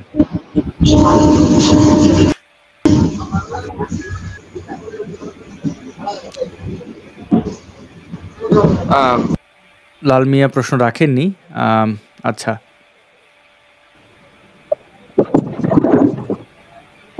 শান্তির ছড়াছড়ি, জি প্রশ্ন রাখুন। হ্যাঁ ভাইজান, আসলে অনেকদিন ধরে যুক্ত হওয়ার চেষ্টা করছি কিন্তু যুক্ত হতে পারছি না। তো আপনাদের ভিডিওগুলো আমি কন্টিনিউ দেখছি।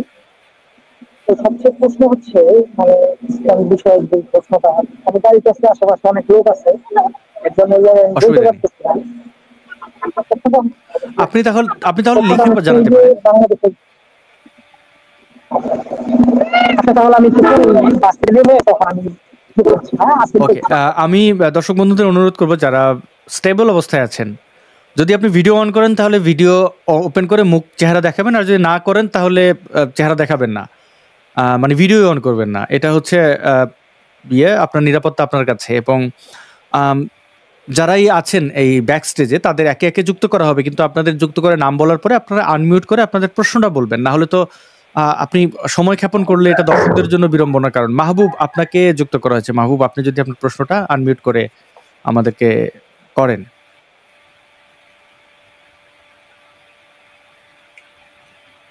মাহবুব, আপনাকে যুক্ত করা হয়েছে।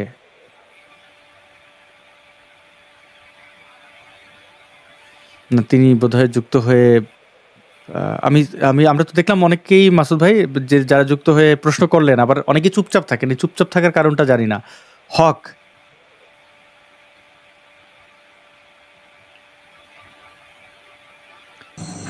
যারা যুক্ত হচ্ছেন বা হবেন দয়া করে একটু খেয়াল করবেন তো আপনার মাইক সেটিংসটা, এবং মিউট করা আছেন কিনা এটা একটু খেয়াল করবেন।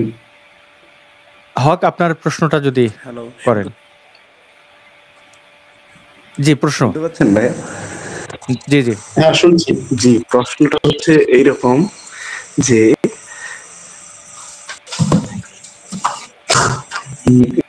আমি একটু বাইরে আসছি, ধরেন এটি ইস্যু ছিল। আচ্ছা, আপনারা বলেন যে কোরআন হচ্ছে,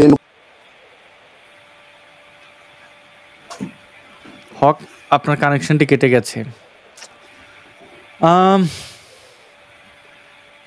দর্শকদের কাছে অনুরোধ থাকবে, আপনারা যদি ইন্টারনেট কানেকশন ঠিক না থাকে যুক্ত হবেন না।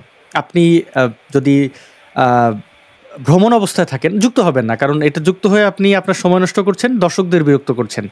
আমরা এখানে এই যে কথাবার্তাগুলো বলি যতটুকু টু দ্য পয়েন্টে থাকার চেষ্টা করি, যেন অন্য কেউ বিরক্ত না হন। অন্যকে বিরক্ত করার অধিকার তো আমাদের নেই, তাই না? তো সেটা একটু বিবেচনায় রেখে আপনারা যুক্ত হবেন। সম্ভব না হলে যুক্ত হবেন না, কিন্তু যুক্ত হয়ে এই কার করবেন না। রবিন, আপনাকে শেষবারের মতো যুক্ত করছি, আপনি আপনার প্রশ্ন আমাদেরকে করুন। আমার একটা প্রশ্ন আছে, সে প্রশ্নটি হলো এটাই যে বাংলাদেশের হিন্দুদের আপনারা কি চোখে দেখেন বা কোন দৃষ্টিতে তাকাচ্ছে বর্তমানে বাংলাদেশের হিন্দুদের দৃষ্টিভঙ্গি? ধন্যবাদ। আপনার প্রথমত সাউন্ড খুবই খারাপ। আর হিন্দুদের কিভাবে দেখি? হিন্দু মুসলিম বৌদ্ধ খ্রিস্টান যারাই আছেন তারা এই দেশের নাগরিক, এতটুকুই, আলাদা করে কিছু দেখি না। রবিন, আমি ওই ব্যক্তির উত্তরে একটু বলতে চাই। হিন্দু, বৌদ্ধ, খ্রিস্টান, মুসলিম, আস্তিক, নাস্তিক সবাইকে আমি সমান দৃষ্টিতে দেখি, সবাইকে মানুষ মনে করি, এবং সব মনে করি সবার সমান অধিকার। কিন্তু এদের মধ্য থেকে যখন কেউ বাংলাদেশের কোনো নাগরিকের প্রাণ নাশের কারণ হবে বা প্রাণে মারার হুমকি দেবে কিংবা ঘৃণা ছড়াবে, তখন সেই ব্যক্তিবর্গকে আটক করা বা সেই ব্যক্তিবর্গকে তাদের জন্য যথোপযুক্ত ব্যবস্থা গ্রহণ করাকে বাংলাদেশের পুলিশের এবং সরকারের দায়িত্ব হিসেবে মনে করি। যেহেতু বাংলাদেশের কোনো সরকারই এবং কোনো পুলিশই এই দায়িত্বটা পালন করে না, অর্থাৎ যারা ঘৃণা ছড়ায় তাদের বিরুদ্ধে ব্যবস্থা নেয় না, সেজন্য আমরা ঘৃণার বিরুদ্ধে কথা বলি এবং প্রেমের পক্ষে তথা ভালোবাসার পক্ষে আমরা কথা বলি। মাসুদ ভাই, আমরা অন্য একজন গেস্টকে নিচ্ছি। ধন্যবাদ মাসুদ আপনাকে। নূর নবী, আপনি ক্যামেরা ওপেন করে আপনাকে যুক্ত করা যাচ্ছে না, কারণ আপনি যে কাজটি করছেন সেই কাজটি আমি স্ক্রিনে দেখাতে চাই না। মানে কোনো ধরনের যাই আমাদের শরীরের জন্য ক্ষতিকারক সেই বিষয়গুলো আমরা ইগনোর করতে চাই। তাসকিন, আপনাকে যুক্ত করা হয়েছে, আপনি আপনার প্রশ্নটি রাখবেন। নূর নবী, আপনাকে অনুরোধ করবো আপনি থাকেন, আমরা আপনাকে যুক্ত করবো। জি তাসকিন, আপনি আপনার প্রশ্নটি যদি রাখতেন। আচ্ছা, আপনারা তো দুজন প্রথমেই মুসলিম ছিলেন, তাই না? জি, হ্যাঁ, শুনতে পাচ্ছেন? শুনছি। বলছি, আপনারা দুজনই প্রথম মুসলিম ছিলেন, আপনারা দুজন হয়তো মাদ্রাসায় পড়ছেন। আমি একজন মুসলিম। তবে আপনাদের মধ্যে প্রথম কি এমন ঘটলো অথবা কি এমন ধরনের প্রশ্ন আপনাদের মনের মধ্যে জাগলো যার জন্য আপনারা, এখন তো আপনারা দুজনই নাস্তিক, তাই না? তো প্রথম আপনাদের মধ্যে মানে কি এমন হলো যে আপনারা এই ধর্ম ত্যাগ করার সিদ্ধান্ত নিলেন? ধন্যবাদ তাসকিন। আমি আমার অবস্থাটা সংক্ষেপে বলে ফেলি। যখন আমি শুনতে পাচ্ছি, আপনার প্রশ্নের উত্তরটা দিচ্ছি, আমি আমারটুকু দিচ্ছি, মাসুদ ভাইয়ের ব্যাখ্যাটা দিবেন। আমি যখন আপনাদের নবী মোহাম্মদ তার জীবনী পড়লাম এবং বিশেষ করে একো হচ্ছে, আমি আপনাকে ব্যাকস্টেজে রাখছি। আচ্ছা, জীবনী পড়লাম, জীবনী পড়ার পরে তার বৈবাহিক জীবনটা জেনে আমি খুবই কষ্ট পেয়েছি। আমি এত তাকে আমার শব্দটি আমি আর উচ্চারণ করছি না, তাই মনে হচ্ছে। এবং আমি এরপরে মানে এটা বুখারী থেকে আমি এই ইয়েগুলো জেনেছি। তারপরে সিরাত গুলো পড়লাম। তারপরে আমি মানে আমাকে মূলত নবীর ব্যক্তি জীবন আমাকে আহত করেছে। এবং পরে ভালো করে অর্থসহ কোরআন পড়ার পরে বুঝলাম যে এটা একটা মানব সৃষ্ট, একটা ব্যক্তির কথাবার্তা এবং সংকলন, এটার মধ্যে আগডুম্বা মানে তেমন কিছুই নেই। এটাই ছিল মানে ইসলাম জেনে আমি ইসলাম ত্যাগ করেছি। মাসুদ ভাই, আপনি যদি বলতেন, তাসকিন এই প্রশ্নটি করেছেন। হ্যাঁ, তাসকিন যে প্রশ্নটা করেছেন, আমি জানি না তাসকিন নিজে মাদ্রাসায় পড়েছেন নাকি অন্য কোথাও পড়াশোনা করেছেন নাকি পড়াশোনা করেননি, আমি জানি না। কিন্তু ওই আপনার উত্তরটাও আমারও প্রায় সেই একই উত্তর, যে পড়েছি, জেনেছি। আর সেই যে যত বেশি পড়বে, আমি ইসলামের বিষয়ে বলি বা কোরআন হাদিসের বিষয়ে বলি, এটা যে যত বেশি পড়বে সে তত বেশি জানবে, আর যে যত বেশি জানবে সে তত কম মানবে। যে যত বেশি জানবে সে তত কম মানবে।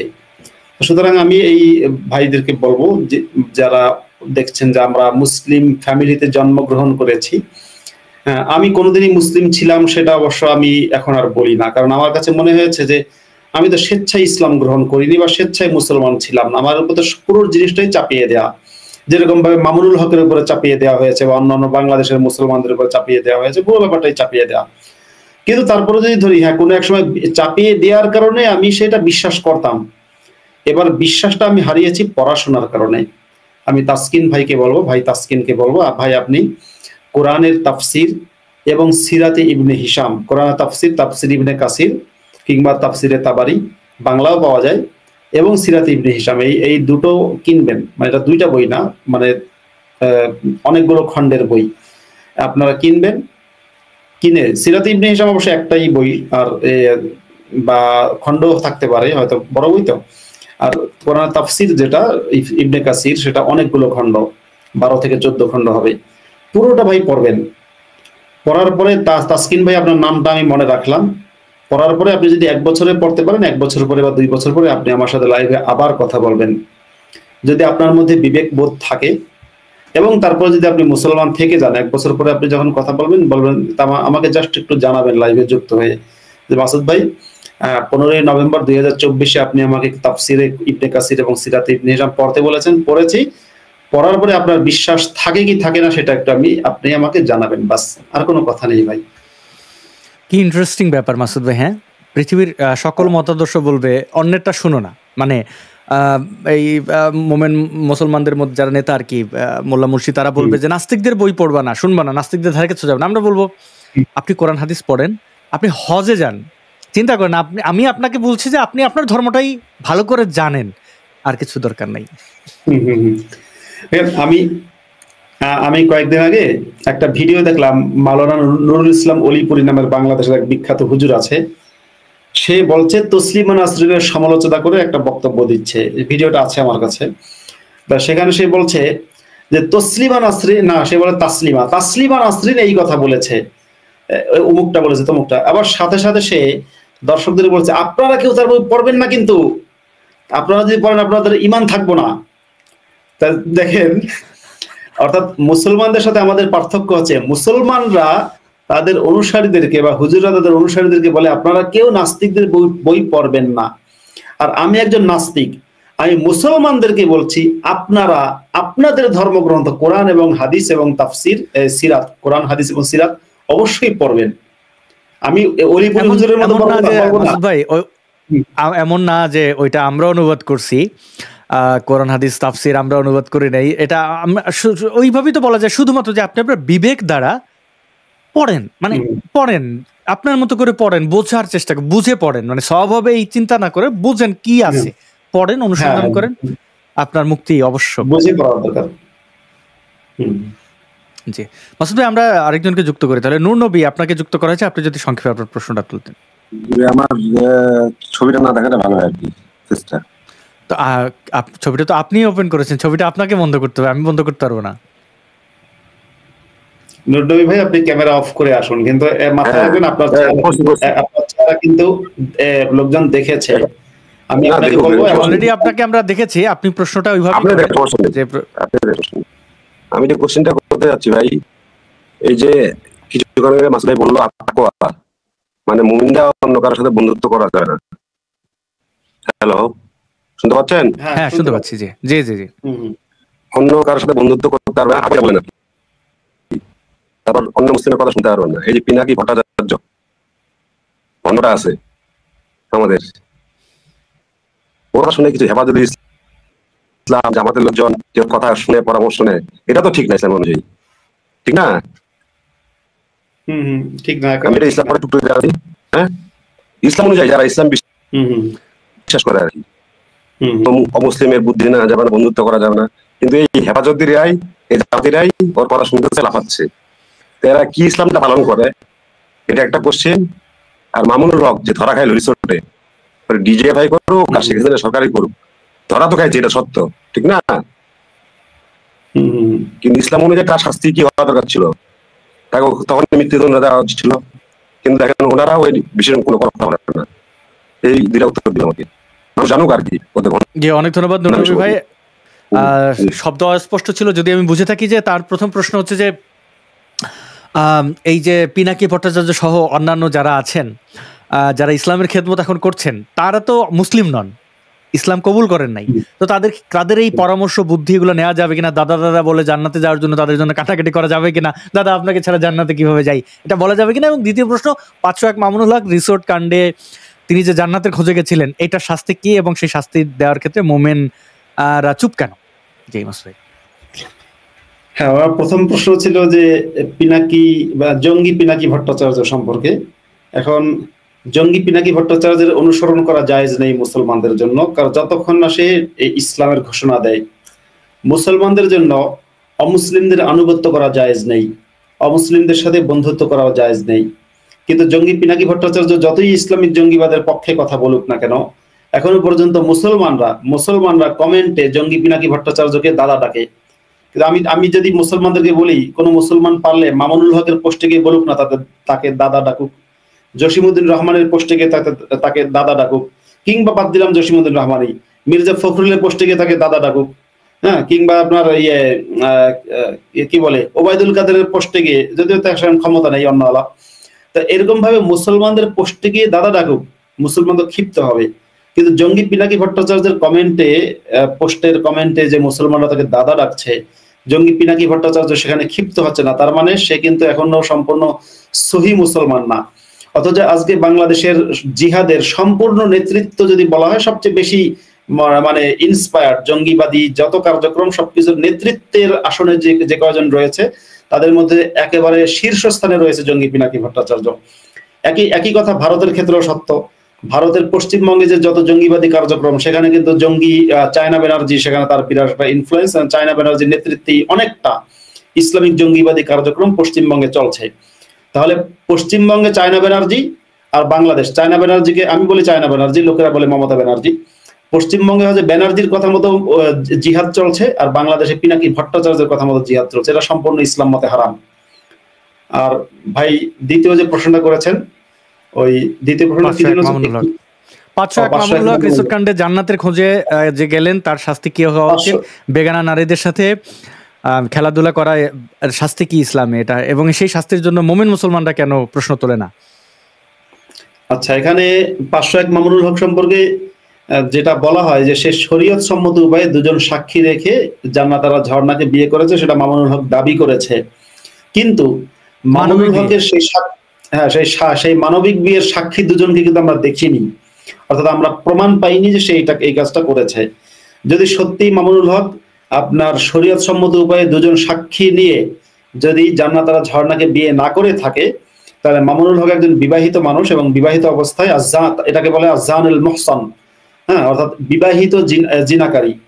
আর বিবাহিত জিনাকারীর শাস্তি হচ্ছে আপনার বুক পর্যন্ত পাথরে ছুঁড়ে ফেলে তাকে হত্যা করা, বা পাথর মেরে তাকে হত্যা করে ফেলা। মুসলমানরা এই কাজটা করবে। তো যদি মামুনুল হক আপনার জান্নাতের সন্ধানে রিসোর্টে গিয়ে যদি এই কাজটা মানে তাকে যদি বিয়ে না করে থাকে, বিয়ের কোনো প্রমাণ আমরা পাইনি, তাহলে মুসলমানদের উচিত ছিল মামুনুল হককে পাথর ছুঁড়ে হত্যা করা। হেফাজতে ইসলামের এই কাজটা উচিত ছিল। কিন্তু সত্যি কথা বলতে বললাম না, যে হেফাজতে ইসলামের, শোনেন, যদি গোড়ায় গলত থাকে তাহলে ইসলাম মানে ইমান থাকবে কোথায়? যে হেফাজতে ইসলামের গুরু হচ্ছে পিনাকি ভট্টাচার্য, যার এখনো পর্যন্ত আপনার ইমান দণ্ডের আগা কাটা হয়নি। তো হিন্দু যদি তাদের জিহাদের আমির থাকে, এদের সত্যিকার অর্থে এদেরকে দিয়ে সত্যিকার অর্থে আপনি জিহাদও করাতে পারবেন না। এই জিহাদ কাজে আসবে না, মানে ফাও জিহাদ। যে কারণে হেফাজতে ইসলাম কিন্তু বারবার ব্যর্থ হয়েছে। যতবার বাংলাদেশে হেফাজতে ইসলাম আপনার মাথাচাড়া দিয়ে ওঠার চেষ্টা করেছে, ততবার ব্যর্থ হয়েছে, কারণ তাদের আমির হচ্ছে ভট্টাচার্য।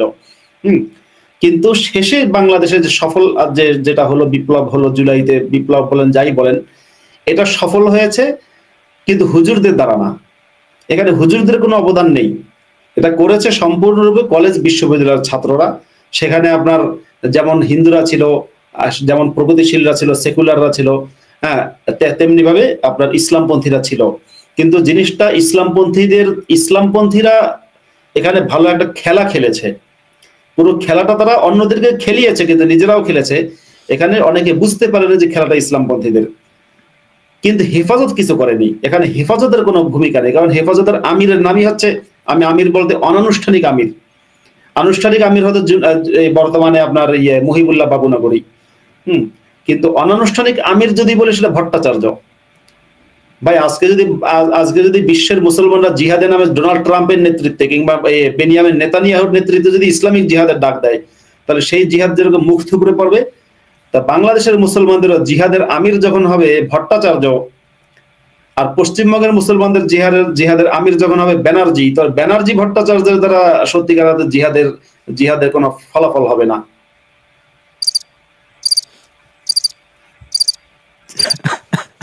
আচ্ছা, একটা প্রশ্ন আমার, জানি না দর্শকরা এটা কিভাবে দেখবেন, এটা করাটা ঠিক কিনা। ইসলামের ফতোয়া আমার জানার ইচ্ছা যে, ধরেন কারোর যদি একজন প্রাপ্তবয়স্ক, মানে এই যে খতনা করা হয় ছোট ছোট বাচ্চাদের জননাঙ্গের মাথার চামড়া, তো এখন একজন প্রাপ্তবয়স্ক যদি এমন হন যে তার জননাঙ্গ 3 ইঞ্চি, তার কি খতনা জরুরি? আসলে একটা জিনিস বলা হয় যে মানে হুজুররা এই ফতোয়াটা ভুল দেয় অথবা না জেনে দেয়, কিংবা অনেকে ভুল মনে করে। সেটা হচ্ছে খতনা করতে হয় আপনার নির্দিষ্ট বয়সের আগে, এরকম কথা সমাজে প্রচলিত, কিন্তু এটা ইসলাম সমর্থিত না। ইসলামের বক্তব্য হচ্ছে বা ইসলামের ফতোয়া হচ্ছে এই যে তুমি যখনই ইসলাম গ্রহণ করো তখনই তোমার ওটা কাটতে হবে, মানে আগা থেকে কাটতে হবে, সেটা 3 ইঞ্চি হোক কিংবা 2 ইঞ্চি হোক, সেটা ওখান থেকে কিন্তু একটু হলেও কাটতে হবেই হবে, হ্যাঁ, যে বয়সী হোক। এখন কেউ যদি না কেটেই জিহাদ করে তাহলে তার জিহাদটা কিন্তু অসম্পূর্ণ। ওকে, অলরাইট।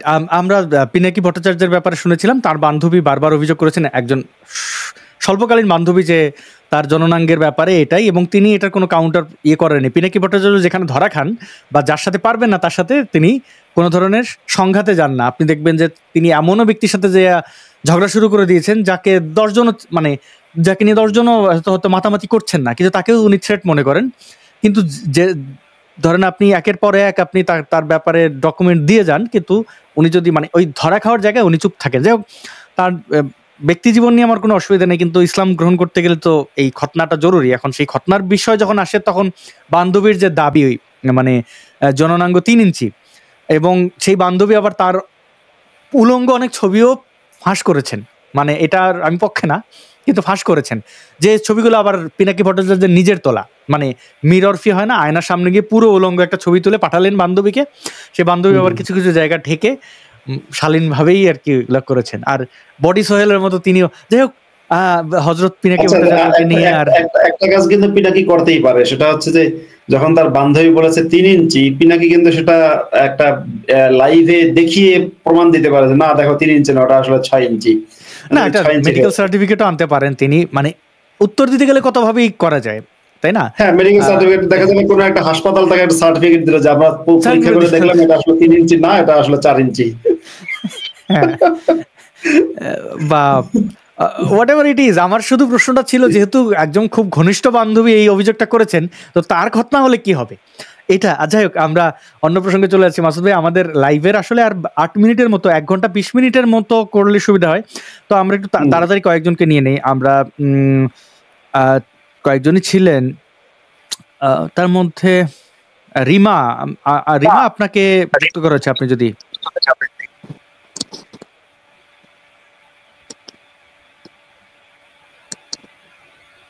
রিমা,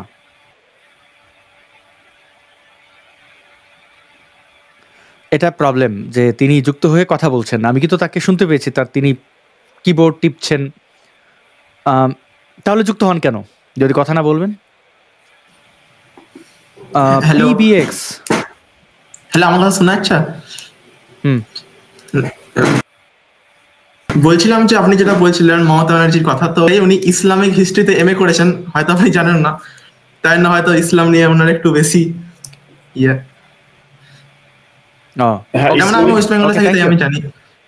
ওকে, আর আমি বলতে চাইছিলাম যে মানে আমি আসাদ ভাই, আমি আপনার ইউটিউব মানে 3 মাস থেকে দেখছি, মানে জবে থেকে বাংলাদেশে অ্যাটাক হয়েছে, তো তার আগে আমি এগুলো পলিটিক্স বা এগুলো সব আমি অত কেয়ার করতাম না রিলিজিয়ন নিয়ে। আমি ভাবতাম সব রিলিজিয়নই হয়তো আসল, কিন্তু আপনার ভিডিও দেখার পর আরো অনেকজনের মানে এর জন্য মানে আমি মানে ওপেন থিঙ্কিং এর যেটা কনসেপ্ট, ওটা আমি মানে বুঝতে পেরেছি। ওটার জন্য আপনাদেরকে আসলে খুবই থ্যাংক ইউ। মানে এখন আমি সবকিছুকে একটু আলাদা পার্সপেক্টিভ দিয়ে দেখি, মানে পুরো ওয়ার্ল্ডকে আমি এখন আলাদা চোখে দেখি।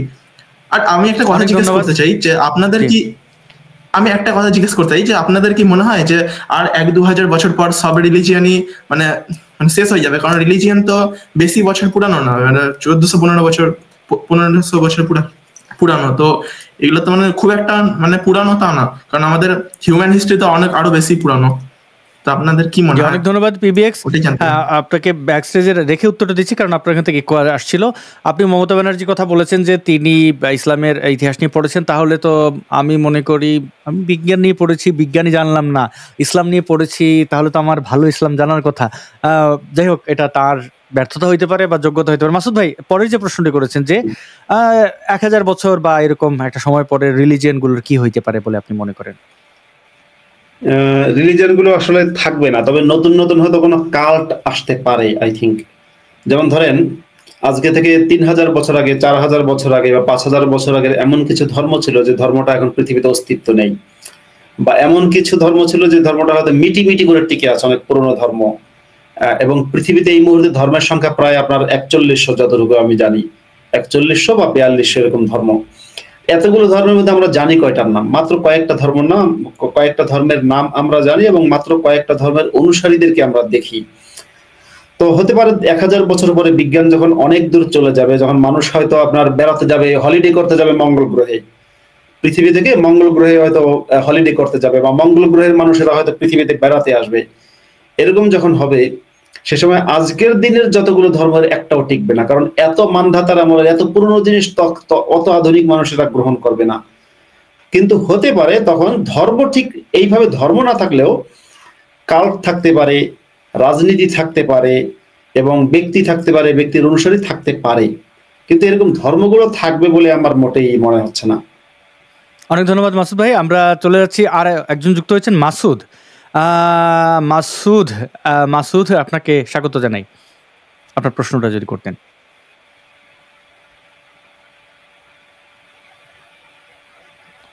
মাসুদ আপনাকে দেখতে পাচ্ছি, আপনি যদি প্রশ্নটা করতেন।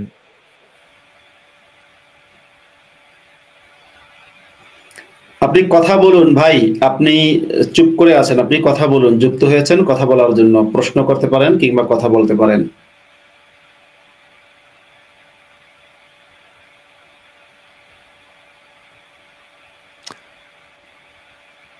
মিউট করা, আপনারটা আনমিউট করতে হবে। মাসুদ ভাই আপনাকে অনুরোধ করছি আপনার এটা মিউট করা, আপনি একটু আনমিউট করেন।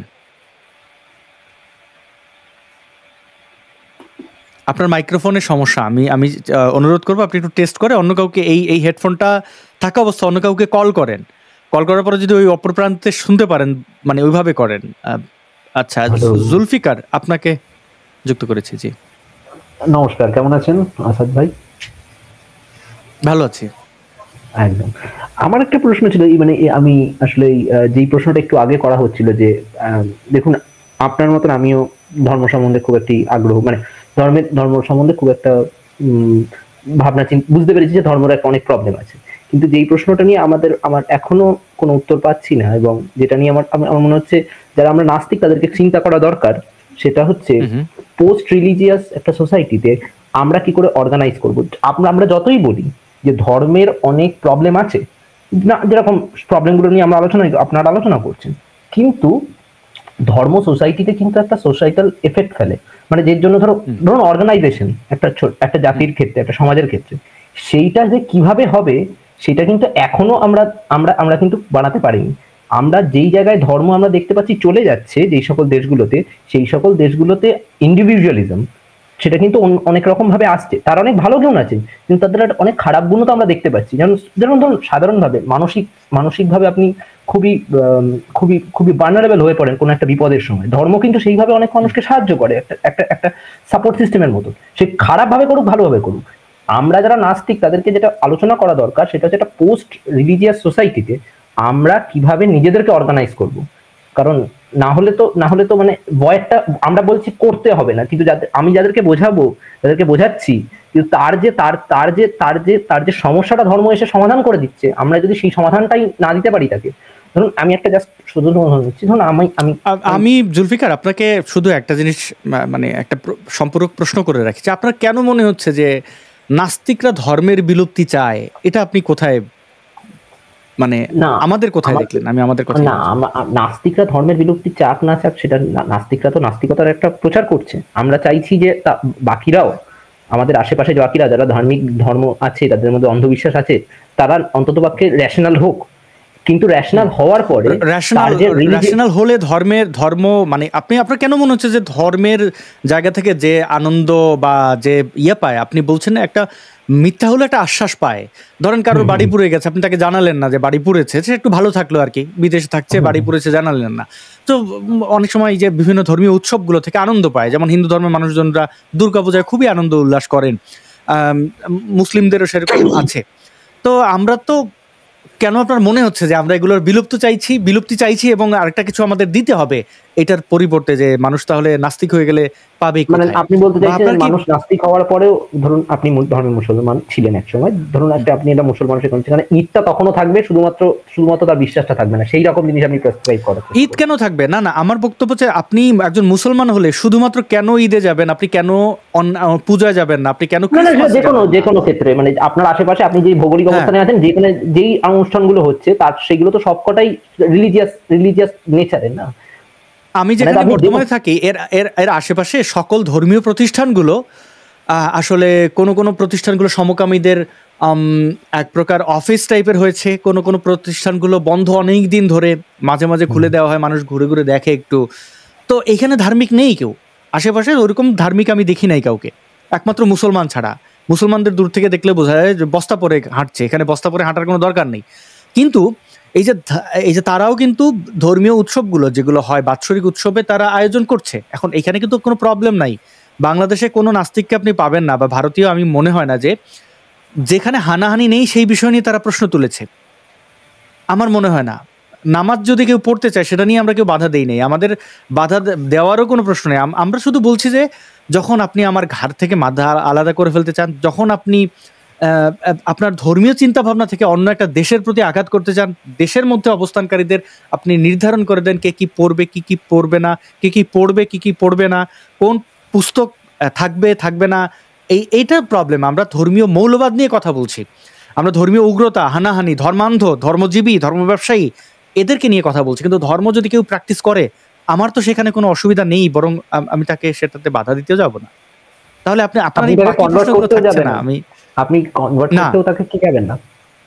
না কেন আমি সে নাস্তিক হবে কি না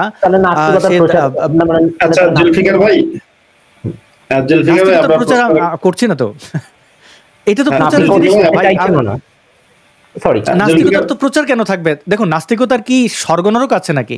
নাস্তিক কাউকে বানালে কি এটার জন্য কোনো বেনিফিট আছে নাকি? সকল ধর্ম, ইসকন কি মনে করছে যে আরেকজনকে হিন্দু বানানোটা সে সঠিক পথে? মুসলিমরা কি মনে করছে কনভার্ট করাটা?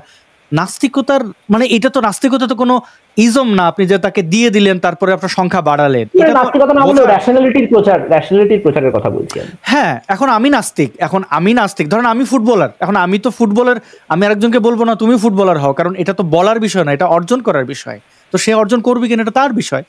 আমার তো আমি গান গাই, তার মানে অন্য একজন শিল্পী হবে না, এই চিন্তা আমি কেন করবো? এটা ফান্ডামেন্টাল ধার্মিকরা এই চিন্তাটা করে, আমার মতো তাকে নাস্তিকরা তো নাস্তিকতার প্রচার করেন। মানে ধরুন ভারতবর্ষে জাভেদ আখতার বা আপনি অনেক পপুলার নাস্তিকদের, যেটা তারা সেমিনার করছে, তারা এটা কেন করছে? তারা প্রচার করতে চাইছে ন্যাশনালিটিটাকে, ধর্মকে গিয়ে বড় করে চ্যালেঞ্জ করছে। মানে আমি বলছি না কোনো ব্যক্তিগত, মানে ব্যক্তি ধর্মকে, মানে ধর্মের কনসেপ্টটাকে চ্যালেঞ্জ করছে। আমার প্রশ্ন নাস্তিকতার প্রচার নয়, বরং আমি যে জায়গাটা থেকে দেখছি, যে জায়গাটা আপনি বাকি যারা শুনছেন, যাদের মধ্যে রেশনাল আছে, তারা এটা নিয়ে চিন্তা করতে পারেন। অ্যালেন বাদিউ বলে একজন ফিলোসফার আছেন, তিনি এথিজম 0.20 বলে একটি বক্তৃতা দেন টেডেক্সে পেয়ে যাবেন, ঠিক আছে? এখানে উনি এই প্রশ্নটাই তোলার চেষ্টা করেন। আমিও আমার ব্যক্তি মানে যারা আমাদের মতন ধর্ম নিয়ে খুব একটা ভাবি না, তাদের মধ্যে এই প্রশ্নটাই তোলার অনেকদিন ধরে চেষ্টা করছি, যে আমরা নাস্তিকরা, আমরা যারা ধর্মকে ওইভাবে মানছি না, তাদের কি কোনো জিনিস ধর্ম থেকে তোলা উচিত, আর তুললে সেটা কোন জিনিসটা? That's all. Thank you for giving chance to talk. Okay Zulfikar ভাই, মাসুদ ভাই আপনি অ্যাড করতে চেয়েছিলেন, আমি যদি একটু সংক্ষেপে আপনাকে বলি। দেখুন, নাস্তিকতার প্রচার কি হয়, ধর্মের অসারতা নিয়ে যদি কথা হয়, সমালোচনা হয়, যেগুলো আমাদের জন্য ক্ষতিকর সেই বিষয়গুলো তুলে ধরা হয়। এবং এটাও যদি হয় যে আপনি ধর্মহীন হলে আপনার কি সুবিধা আছে, এটা ওইভাবে আপনি যখন বলেন যে প্রচার, তখন এটা শোনা যায় ধর্মের মতো, মানে ধর্মের দাওয়াত দেওয়া, যেমন ইসলামের দাওয়াত, ইসকনরা তারা যেভাবে তাদের ধর্মের ব্যাপারে আহ্বান করা হয়, খ্রিস্টানরা যেভাবে কনভার্ট করার চেষ্টা করে, ওইভাবে নাস্তিকতার ওইভাবে আমি মনে করি না কোনো প্রচার আছে, যেটা হচ্ছে পাল্টা মানে প্রতিঘাত, যে আচ্ছা এটা এইভাবে আপনি উন্মাদনা দেখাচ্ছেন ধর্মের দিক থেকে, কেন আপনাকে ধর্মটা শেখাচ্ছে, ধর্মহীন হলে এটা এই বিষয়টা থাকতে পারে। মাসুদ ভাই আপনি যুক্ত করতে চেয়েছিলেন। হ্যাঁ জুলফিকার ভাই, নাস্তিকতার প্রচার যদি বলেন, আমরা এই রেশনালিটির প্রচার করতে চাই, মানুষ তার নিজস্ব বুদ্ধি বিবেক প্রয়োগ করুক, এটা চাই। আর নাস্তিক মানে একজন ব্যক্তি যখন নাস্তিক হয়ে যাবে, বা অর্থাৎ সে যখন ধর্ম ত্যাগ করবে, তখন বিষয়টা কি, ধরুন আজকে যদি আমি একটা গোলাপ ফুলের রং হচ্ছে লাল, মানে ধরুন একটা লাল গোলাপ, তো লাল গোলাপের উপরে আমি একটা কি করলাম, একটা সাদা কাগজ দিয়ে লাল গোলাপের পাপড়িটাকে ঢেকে দিলাম। ধরুন আমার কাছে একটা পাপড়ি আছে, আমি সেটাকে ঢেকে দিলাম। আপনি যখন সেই সাদা কাগজটা তুলে ফেলবেন, তখন অটোমেটিকলি কিন্তু সেই লাল গোলাপের পাপড়িটা, লাল কালারটা আমি দেখতে পাবো। তা আমাদের মস্তিষ্কে ধর্ম দিয়ে আমাদের মস্তিষ্ককে আচ্ছন্ন করে ফেলা হয়।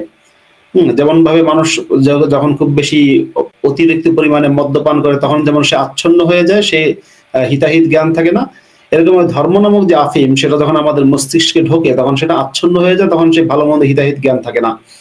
যখনই ধর্ম নামক আফিমটা ব্যক্তির চিন্তা চেতনা থেকে সরিয়ে দেওয়া হবে, তখন আপনি যা দেখেন আমি যা দেখি সেও তাই দেখবে, সবাই একই জিনিস দেখবে। তখন সবাই দেখবে সূর্যটা আপনার তখন যত নাস্তিক বা যত রেশনাল মানুষ আছে তারা সবাই দেখবে সূর্যটা কি হয়, আমরা সকালবেলা সূর্যটা উদিত হতে দেখি, তখন সে দেখবে উদিত হয় এবং সে জানে যে সূর্যটা আসলে পৃথিবীর চারিপাশে ঘুরছে, ঘুরে ঘুরে আমরা সূর্যটা আমরা দেখতে পাই। এক এক সময় এক এক দেশে রাত হয়, এক এক দেশে দিন হয়। কিন্তু যখন কোনো ব্যক্তি ওই ধর্মে ইসলামে বিশ্বাস করবে, তখন সে বিশ্বাস করবে সূর্যটা হচ্ছে আপনার উদিত হয় আল্লাহর কাছ থেকে অনুমতি নিয়ে সে আসে, এবং সূর্যটা হচ্ছে তাগরুবু ফি আইনিন হামিয়াতিন, সূর্যটা হচ্ছে পঙ্কিল মানে কাদাযুক্ত জলাশয়ের মধ্যে ডুবে যায়। আমরা জানি সূর্য কোনো কাদাযুক্ত জলাশয়ে ডুবে না। যখনই একজন ব্যক্তি ওই বিশ্বাসটা হারাবে বা বিশ্বাসটা থেকে দূরে চলে যাবে, তখন আপনি যা বুঝবেন সেও তাই বুঝবে। তখন কিভাবে সমাজ তৈরি করব সেটা আপনার মানুষেরা বসে সিদ্ধান্ত নিতে পারবে এবং গুড ডিসিশনটাই মানুষ নেবে। যেমন ধরেন ইসলামের যে ইসলাম মুসলমান হতে গেলে যে কালেমাটা পড়তে হয় সেটা হচ্ছে লা ইলাহা ইল্লাল্লাহু মুহাম্মাদুর রাসূলুল্লাহ পড়তে হয়। আমরা কিন্তু সবাই বলি লা ইলাহা, এতটুকু। আমাদের যদি কালেমা বলেন, আমার কোনো কালেমা নেই মানে ওই অর্থে, কিন্তু যদি বলতে বলেন যে ভাই কি বলবেন, তাহলে লা ইলাহা, এ পর্যন্ত শেষ। লা ইলাহা মানে কোনো ঈশ্বর নেই, কোনো উপাস্য নেই, কথা ঠিক, কোনো উপাস্য নেই, ওই পর্যন্ত আমার কালেমা। যখনই উপাস্য মুক্ত আমি হয়ে যাব, তখন আপনি কিংবা পৃথিবীর অন্য যত মানুষ আছে তারা যেটাকে সত্য মনে করে, ওই প্রত্যেকটা ব্যক্তি সেটাকে সত্য মনে করে। মানে চিরন্তন সত্য বলতে একটা কথা আছে। এই কারণে আমরা ধার্মিকদেরকে বলি, ধার্মিকেরা আমাদেরকে বলে কি যে তুমি কোরআন পড়ো, ইহুদি নাসারার বই পড়ো না। আর আমরা ধার্মিকদেরকে বলি যে তুমি বুক অফ এথিজম কোরআন পড়ো। ধার্মিকদেরকে বলে তুমি কোরআন পড়ো, অর্থ বুঝে পড়ো, কারণ কোরআনটাই হচ্ছে নাস্তিকতার বই। যদি কোরআন এবং সিরাত ইবনে হিশাম মুহাম্মাদের জীবনী, কোরআন পড়ো এবং সিরাত মুহাম্মাদের জীবনী পড়ো, এর চেয়ে বড় নাস্তিকতার বই আর কিছু হয় না। এর চেয়ে বড় নাস্তিকতার বই কিছু হয় না, কারণ মানুষের তো বিবেক আছে। আমি একটা জাস্ট করতে পারি, আপনি যেটা বললেন যে যে আর্ধেক কলমাটা পড়ে থেমে গেলেন, আপনি নিশ্চয়ই জানেন মানসুর আল হাল্লাজ বলে একজন পার্সিয়ান সেমেটিক উনি সাধক ছিলেন একজন। তো আপনার এনার প্রতি কি মত? কিন্তু কাছাকাছি এই জায়গাটাই গেলেন, উনিও ওইখানেই থেমে গেছিলেন। না, মনসুর হাল্লাজের বিষয়টা হচ্ছে মনসুর হাল্লাজ কিন্তু নাস্তিক ছিলেন না, কিন্তু মনসুর হাল্লাজ আপনার ওই সাধনা করতে করতে, গবেষণা করতে করতে, আল্লাহকে খুঁজতে খুঁজতে খুঁজে না পেয়ে যখন উনি তার মনসুর হাল্লাজ প্রচন্ড জ্ঞানী মানুষ ছিলেন, সাধক মানুষ ছিলেন, গবেষক ছিলেন, এবং যেটা হয় উনি নিজের মধ্যে অনেক শক্তি দেখতে পেলেন। সেই শক্তিটা আমরা প্রত্যেকেই দেখতে পাবো। এই শক্তিটা এমন না যে আপনার মানে মিরাকল কিছু না, এটা প্রত্যেকেই, যখন কোনো ব্যক্তি সাধনা করে তখন সে অনেক কিছু, অনেক জ্ঞান অর্জন করে। তো তিনি যখন নিজের জ্ঞান দেখতে পেলেন, আর সেটা তো অনেক বছর আগের কথা, তার কাছে মনে হলো আরে আল্লাহ তো আমার মধ্যে আছে।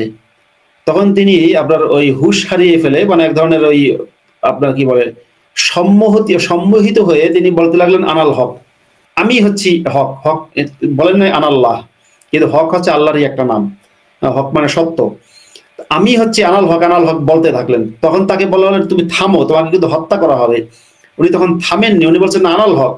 কিন্তু জজবা, এটাকে আমরা আরবিতে বলি, আরবি শব্দ জজবা, হ্যাঁ, এটা উর্দুতেও এই শব্দটা আছে জজবা। জজবা মানে যে আবেগ বা আপনার এক ধরনের ইমোশন, এটাকে ইমোশনটাকে উনি কন্ট্রোল করতে পারেননি, যে কারণে মনসুর হাল্লাজকে আপনার মুরতাদ হিসেবে হত্যা করা হয়েছিল।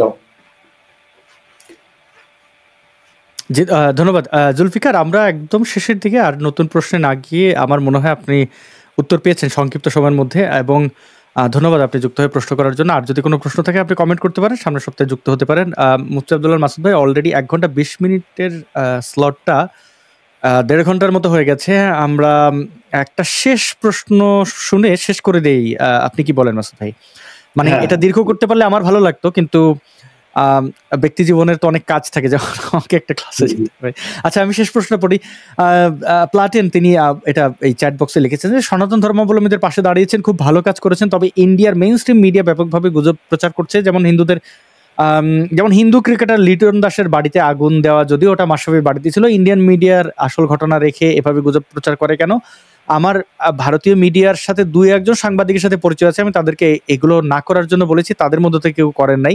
কিন্তু ভারত একটা বিশাল দেশ, প্রত্যেকটা প্রদেশে মানে কলকাতার অনেকগুলো মিডিয়া আছে, আবার এরকম প্রত্যেকটা প্রদেশে অনেকগুলো সংবাদ মাধ্যম আছে, এবং তারা অনেক মানে এটা তো আপনি নিয়ন্ত্রণ করতে পারবেন না, এবং আমি আমার জায়গা থেকে আমিও নিয়ন্ত্রণ করতে পারবো না। এটা এই দায়িত্বটাতে রাষ্ট্রের, বাংলাদেশের মিডিয়া আছে। তারা যদি হিন্দু ধর্মাবলম্বীদের উপরে হওয়া অত্যাচারগুলো সঠিকভাবে তুলে ধরতো, তাহলে গুজব বা অন্য কোনো সুযোগ পেত না। তারা তো বাতাবি লেবু হয়ে যায় হিন্দু ধর্মাবলম্বীদের উপরে নির্যাতনে পড়ে। যেমন চট্টগ্রামে হাজারীগলির আক্রমণ, হামলা, তাদের উপরে যে ধরনের নির্যাতন, আপনি কোনো মিডিয়া পেয়েছেন এই খবরগুলো? সিসিটিভি ফুটেজ ভাঙছে আর্মি, আমরা দেখলাম তাদের শরীরে ক্ষতের দাগ, আমরা দেখলাম তাদের পিটিয়ে মাটির সাথে মিশিয়ে দেওয়া হচ্ছে, আমরা দেখলাম তাদের পুরো মানে সোনার দোকানগুলো সিলগালা করে দেওয়া হলো। কোনো মেইন স্ট্রিম মিডিয়া কভার করেনি। এখন যখন সত্য গোপন করা হয়, মিডিয়াগুলো চুপ থাকে, তখন গুজব অটোমেটিক্যালি মাথাচাড়া দিয়ে ওঠে। সো এই জিনিসগুলো যতদিন বাংলাদেশের মেইন স্ট্রিম মিডিয়া বুঝবে যে হ্যাঁ এরাও আমাদের সহনাগরিক, তাদের সাথেও হয়ে যাওয়া অন্যায় আমাদের তুলতে হবে। পাহাড়ে অন্যায় হলে সেগুলো গোপন করা, এগুলো গোপন না করে তুলে ধরতে হবে, তাহলে আর কেউ গুজব ছড়ানোর সুযোগ পাবে না। অন্যের উপর দোষ না দিয়ে আমার কাছে মনে হয় নিজেদের ত্রুটিগুলো ঠিক করা উচিত। মুফতি আমি এখানে ছোট্ট একটু যুক্ত করি, সেটা হচ্ছে ধরুন আমার একটা কৃষি ক্ষেত ছিল, সেখানে আমি পেঁপে গাছ লাগিয়েছি। এখন একদল ব্যক্তি এসে সেই পেঁপে গাছ কেটে দিল, এটা নিয়ে কেউ কোনো নিউজ করার সাহস পেল না। এখন আমি চিৎকার করলাম, কান্নাকাটি করলাম, দুঃখ পেলাম, আমার এত ধরুন অনেক পেঁপে গাছ ছিল, এত কেটে দিলে আমার জমিটা পুরো নষ্ট করে দিল। এখন সেখানে আমার পক্ষ হয়ে একজন ব্যক্তি যে নিপীড়িতের পক্ষে দাঁড়িয়েছে, সে নিউজ করলো যে ওনার পেয়ারা গাছ কেটে দিয়েছে, আব্দুল্লাহ মাসুদের জমিতে গিয়ে তার পেয়ারা গাছ সব কেটে দিয়েছে। এখানে কিন্তু আপনার পেয়ারা গাছ আর পেঁপে গাছ মূল না, মূল জিনিসটা হচ্ছে যে নির্যাতনটা হয়েছে সেটা তুলে ধরা। ভারতীয় মিডিয়ায় কখনো কখনো আপনার ভুলভাল নিউজ করে, এটা ঠিক, কিন্তু ঘটনা হচ্ছে যেটা আসাদ ভাই বললেন যে সঠিক নিউজটা বাংলাদেশের মিডিয়া না আসার কারণে তারা অনেক সময় ভুলভাল করছে। অর্থাৎ হামলা হয়েছে হিন্দুর বাড়িতে ঠিকই, এবং হামলা হয়ে হয়তো তার গরু চুরি করেছে, হয়তো লিখছে ছাগল চুরি করেছে, এরা হয়তো নিউজ করেছে ছাগল চুরি করেছে, কিন্তু হিন্দুদের উপর নির্যাতন যে হচ্ছে একেবারে 1971 সালের থেকে হয়েছে, তার আগে হয়েছে, সবসময় হয়েছে। ইসলাম যেদিন থেকে ঢুকেছে সেদিন থেকে নির্যাতন চলছে। ইসলাম শুধু হিন্দু না, ইসলাম যে দেশে ঢুকেছে সেই দেশেরই অন্যান্য সম্প্রদায়ের মানুষের উপরে এথনিক ক্লিনজিং করেছে। সৌদি আরবে ইহুদিরা ছিল, আজকে সৌদি আরবের একজন নাগরিক ইহুদি কোথায়? আমার মনে আছে জাতিসংঘে একবার, অনেক বছর আগে জাতিসংঘে একবার ইসরায়েলের তৎকালীন প্রাইম মিনিস্টার আলজেরিয়া যখন ইসরায়েলকে লক্ষ্য করে একটা বক্তব্য দিল যে তোমরা প্যালেস্টাইনে মুসলমানদেরকে মারছো, তখন ইসরায়েলের প্রাইম মিনিস্টার বলেছিল যে ওয়ের ইউর জিউস। আলজেরিয়ার প্রেসিডেন্টকে লক্ষ্য করে বললেন যে তোমার দেশে যে ইহুদিরা ছিল তারা কোথায়? আমি যখন জিজ্ঞাসা করি যে মদিনায় বসবাসকারী ইহুদিরা কোথায়, আলজেরিয়ায় বসবাসকারী ইহুদিরা কোথায়, ইরাকে বসবাসকারী ইহুদিরা কোথায়, বাংলাদেশে বসবাসকারী ইহুদিরা কোথায়, পাকিস্তানে থাকা ইহুদিরা কোথায়, হ্যাঁ, তারপরে মালয়েশিয়া থাকা ইহুদিরা কোথায় গেল? মুসলিমরা যেখানে যায় সেখানে অন্যদেরকেও এথনিক ক্লিনজিং চলে, সেটা দুই রকম চলতে পারে। একটা হচ্ছে পুরোপুরি আপনার ধরে জবাই করে হত্যা করে দেশান্তর করা, যেটা করেছিল মোহাম্মদ। আর আরেকটা হচ্ছে এখন যেটা চলছে মডারেট মুসলিমরা করছে, সেটা হচ্ছে পুরোপুরি ধরে দেশান্তর না করে একটু একটু করে টিপে মারা। মানে একটু প্রথম দিন একটু টিপ দাও ব্যথা পাবে, পরের দিন আর একটু টিপ দাও ব্যথা পাবে, এরকম করতে করতে টিপে মারা। মানে একটু একটু করে হিন্দুদেরকে তাড়াচ্ছে বাংলাদেশ থেকে, পাকিস্তান থেকে, এবং তাদের উপর অত্যাচার করছে, একটু চলছে। অনেক ধন্যবাদ মাসুদ ভাই। আমরা দেখতে পাচ্ছি এখানে মোমেন মুসলমানরা তাদের কোরআনের আয়াত এখানে বমি করছেন। মানে যেহেতু আমি কমেন্টটি সামনে রেখেছিলাম যে যাদের কমেন্ট পড়া হয়নি তাদের কমেন্টগুলো যেন সামনে আসে, তো সেখানে দেখেন এত মানুষের কমেন্টের মধ্যে এই মরুর ডাকাতের অনুসারীদের আপনারা খুব সহজে চিনে যাবেন।